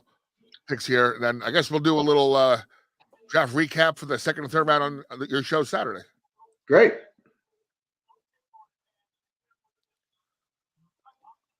Like we said before, second and third round, that's the meat of your draft right there. That's where you get like. Yeah, but the first round's big too. You know, the first round is I would say you're getting hopefully key positions filled, and you're also reacclimating the interest of your fans by making some of these bigger picks. Wow, they're actually going quick here. It went right, not even fast enough here. Oh, there he is. Already. Thank God. Karlaftis. Hey, Rob, I was just going to say this guy Karlaftis might be around for the fourth pick in the second round, and he just got taken off the board. So that was a quick pick right there. See, they're here in the crowd. Keep it moving. Keep it moving. Well, it's you know, maybe for some of these teams now, it's pretty much textbook what they need or what they want. Yeah. No, I'm saying as far as the broadcast, not going to like, you know, mindless banter when it's like 11:30 at night. Going right to the pick instead of like, you know, elongating it. Dragging it out. Who's on the clock now? Bengals, and the pick is in.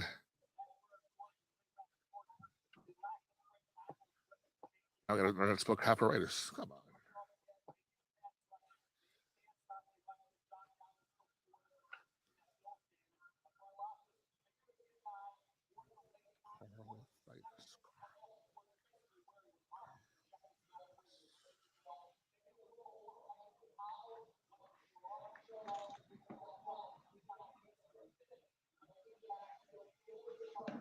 Wow. Another guy they just said about short arms. What is with these guys? What's with the short arms? I don't know. He's got short arms. Pickett's got small hands. I don't know what the hell's going on.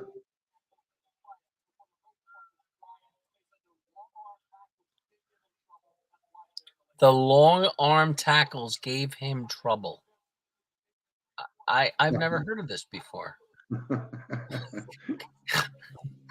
What's a long arm tackle? Like, I mean, you know, when the guy pushes off, says, "Get off me!" He can't make that tackle. Well, the Giants signed from recommendation from Ozi Yamanura. The Giants signed to a developmental contract a guy from Africa to be an offensive lineman. He's 6'9". That's the guy. He's going to stand there and just, you know, dare you to run around him. The time you run around him, the play's already done. Yeah, but can the guy move? Well, yeah, you need to have foot movement to play in this league. There's no doubt about it. I don't know. I don't know if you guys know this, but Ray Rice, they played him at defensive end in high school because he was that fast and that strong to get around offensive linemen. I know Yeah, somebody that played against him, and he even told me one of his teammates got his jaw broken by him. Ray Rice. Oh, Ray Rice played. They put him at defensive end a Yeah, lot of times. He played up in like Right. White Plains He area. played in. Oh my God, I know the town. New Westchester. Rochelle. New Rochelle. Yeah. New Rochelle, yeah. So again, I mean, you could be a big dude, but if you can't move, you can't move. What good is it? Yeah. All right, so here's a little confusing to me, unless you're freezing it. So they're showing on the screen here next pickup, and the pick's already in from Cincinnati at 31, and then the last pick is Minnesota 32. So I guess you're going to stop it there. That would be. Why are you showing Tampa Bay at 33? It's next round. Well, maybe they just show it to show it. I would not show it. I was producing. Yeah, because the final 32nd pick would have been the Rams, but they dealt all those picks, right, to get for Von Miller, I believe, on Miller or Beckham or one of them. or yeah. Beckham. Yeah. Let's go to commercials. Let's go. Well, like I said, a lot of good guys, obviously yet to be picked. Yeah, there's still a lot of guys on the board. There's a lot of quarterbacks. Oh, they're all there yet. Kenny Pickett is the only one that left. That's right. Willis, Ritter, who's the other one? Corral. You got Sam Howell at North Carolina. They even said our guy Jack Cohen will get drafted at some point tomorrow or probably early on Saturday. Yeah, they're thinking he's probably a 5th round pick or something. Hey, he should be a better pro than what's his name? Ian Book. Ian Book looked lost that one time he played. Jack Cohen's a Long Island kid, I think. Is he? Yeah.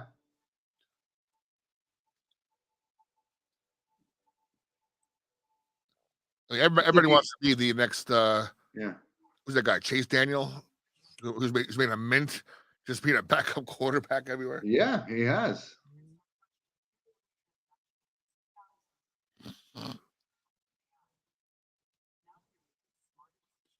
I think Cohen was from like Islip, West Islip. That's who, the quarterback for Notre Dame? Yeah. Well, he was at Wisconsin for 4 years, and then the last year with the COVID, he had an extra year. So, yeah, graduate year, we needed a quarterback.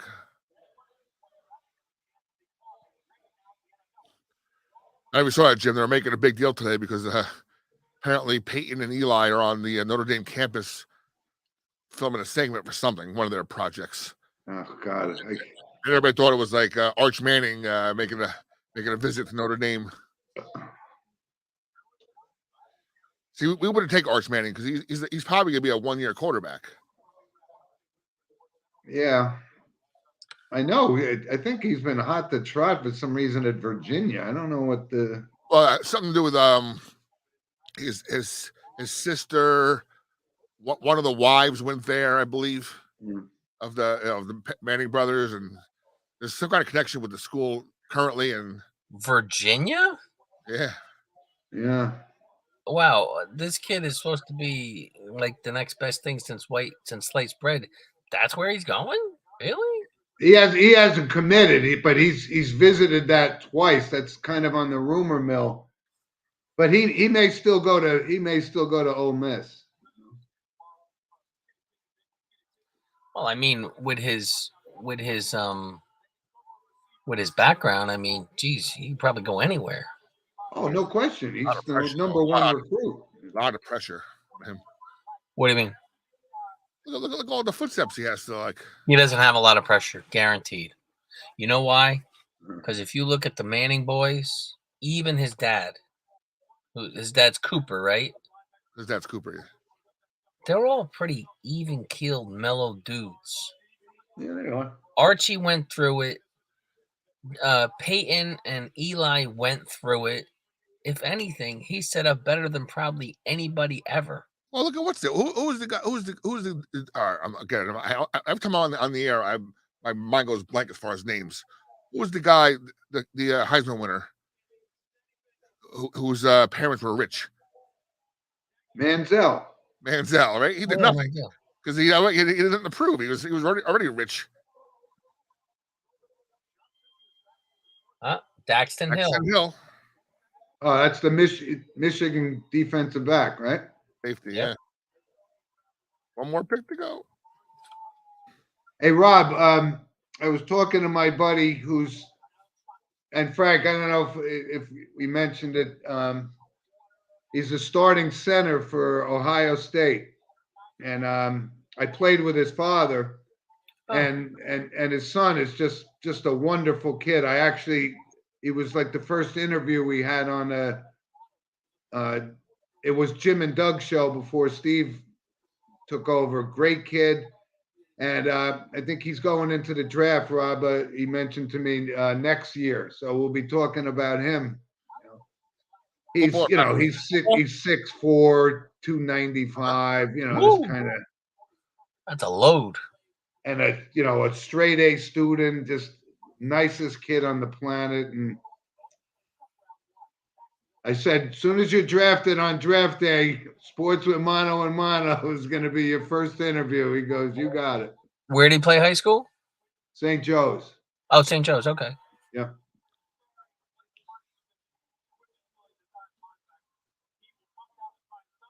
It's funny to see a kid that I've known since he was, the size of a bottle of milk, and now he's as big as a house. And what a great kid, though. No, I got you. That's great. Yeah. I got my boy Cooper on the show. Huh? I got to get my boy Cooper on the show. Who's your boy Cooper? Cooper Rigo. Oh, Cooper Rigo. Oh, yeah. Oh, my God. Haven't heard that name in a while. He's on the St. Joe staff now, Yeah, he does. I see he does a show. He'll do like a tape review show, reviewing football tape for running backs. Yeah. On Instagram, I see it like once a week.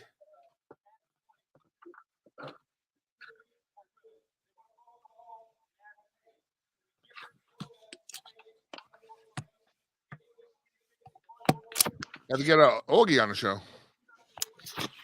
Oh, no question about it. I'm trying to work on that. I might go back to covering Rutgers this year too.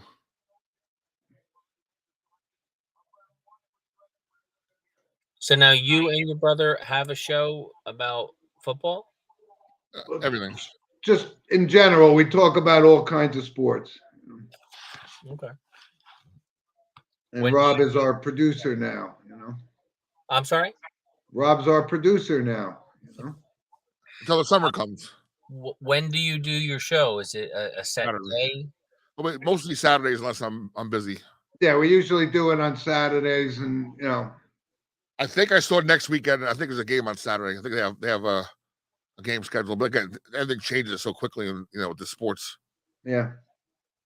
I'm hoping not to freeze my ass off for my next game. I froze almost every game so far, except for one. I coach girls softball. I was out at practice yesterday. I'm like, oh my God, this is so cold. Like I literally had 3 shirts on and a hoodie. No. We had a comment for you, Jim. Huh? Comment. Did you guys grade the night? The night? No. Probably graded on Saturday. That's your guy, Mike Garvey. Yeah. Hey, Mike stayed with us the whole show. I know that.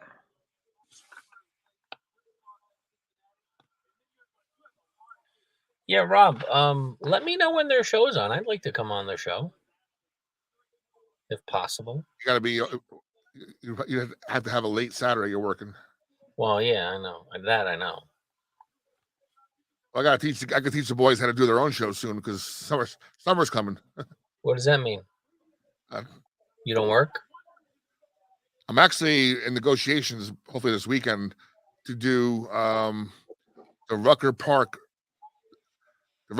version, the version of Rucker Park in Brooklyn. Huh. It shouldn't affect the guys too much, but every Saturday and Sunday I'll be working in the city.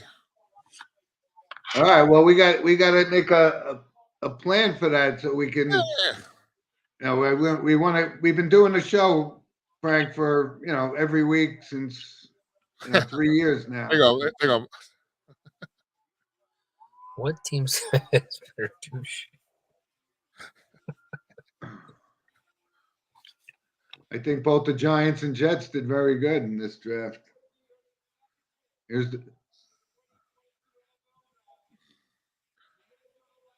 The Vikings fans waited all night just to go crazy in their purple clothing.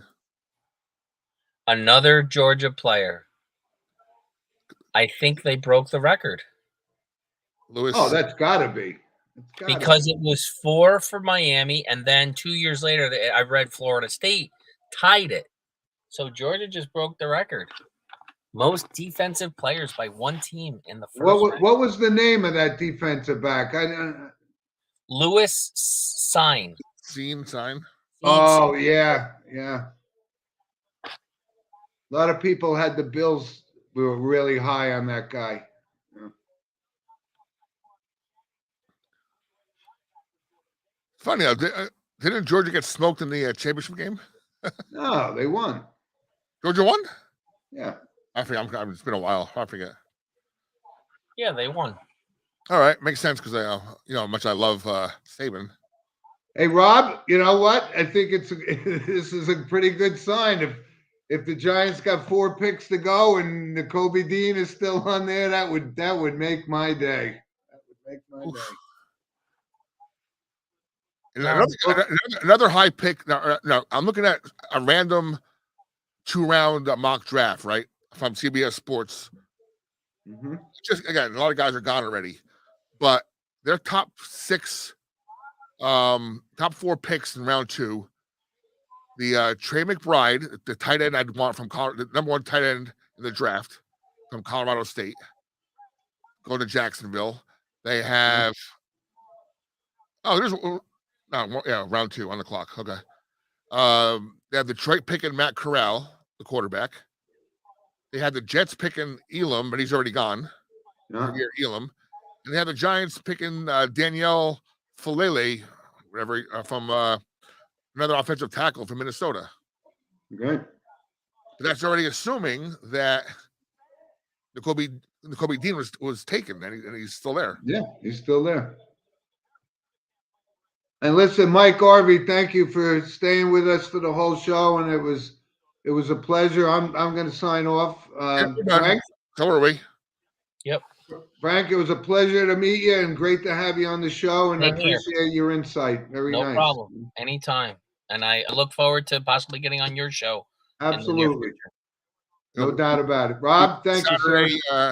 We'll figure out tomorrow what time. All right, good. Thanks for watching, everybody. See you All right, guys. guys. Have a good night. Good night.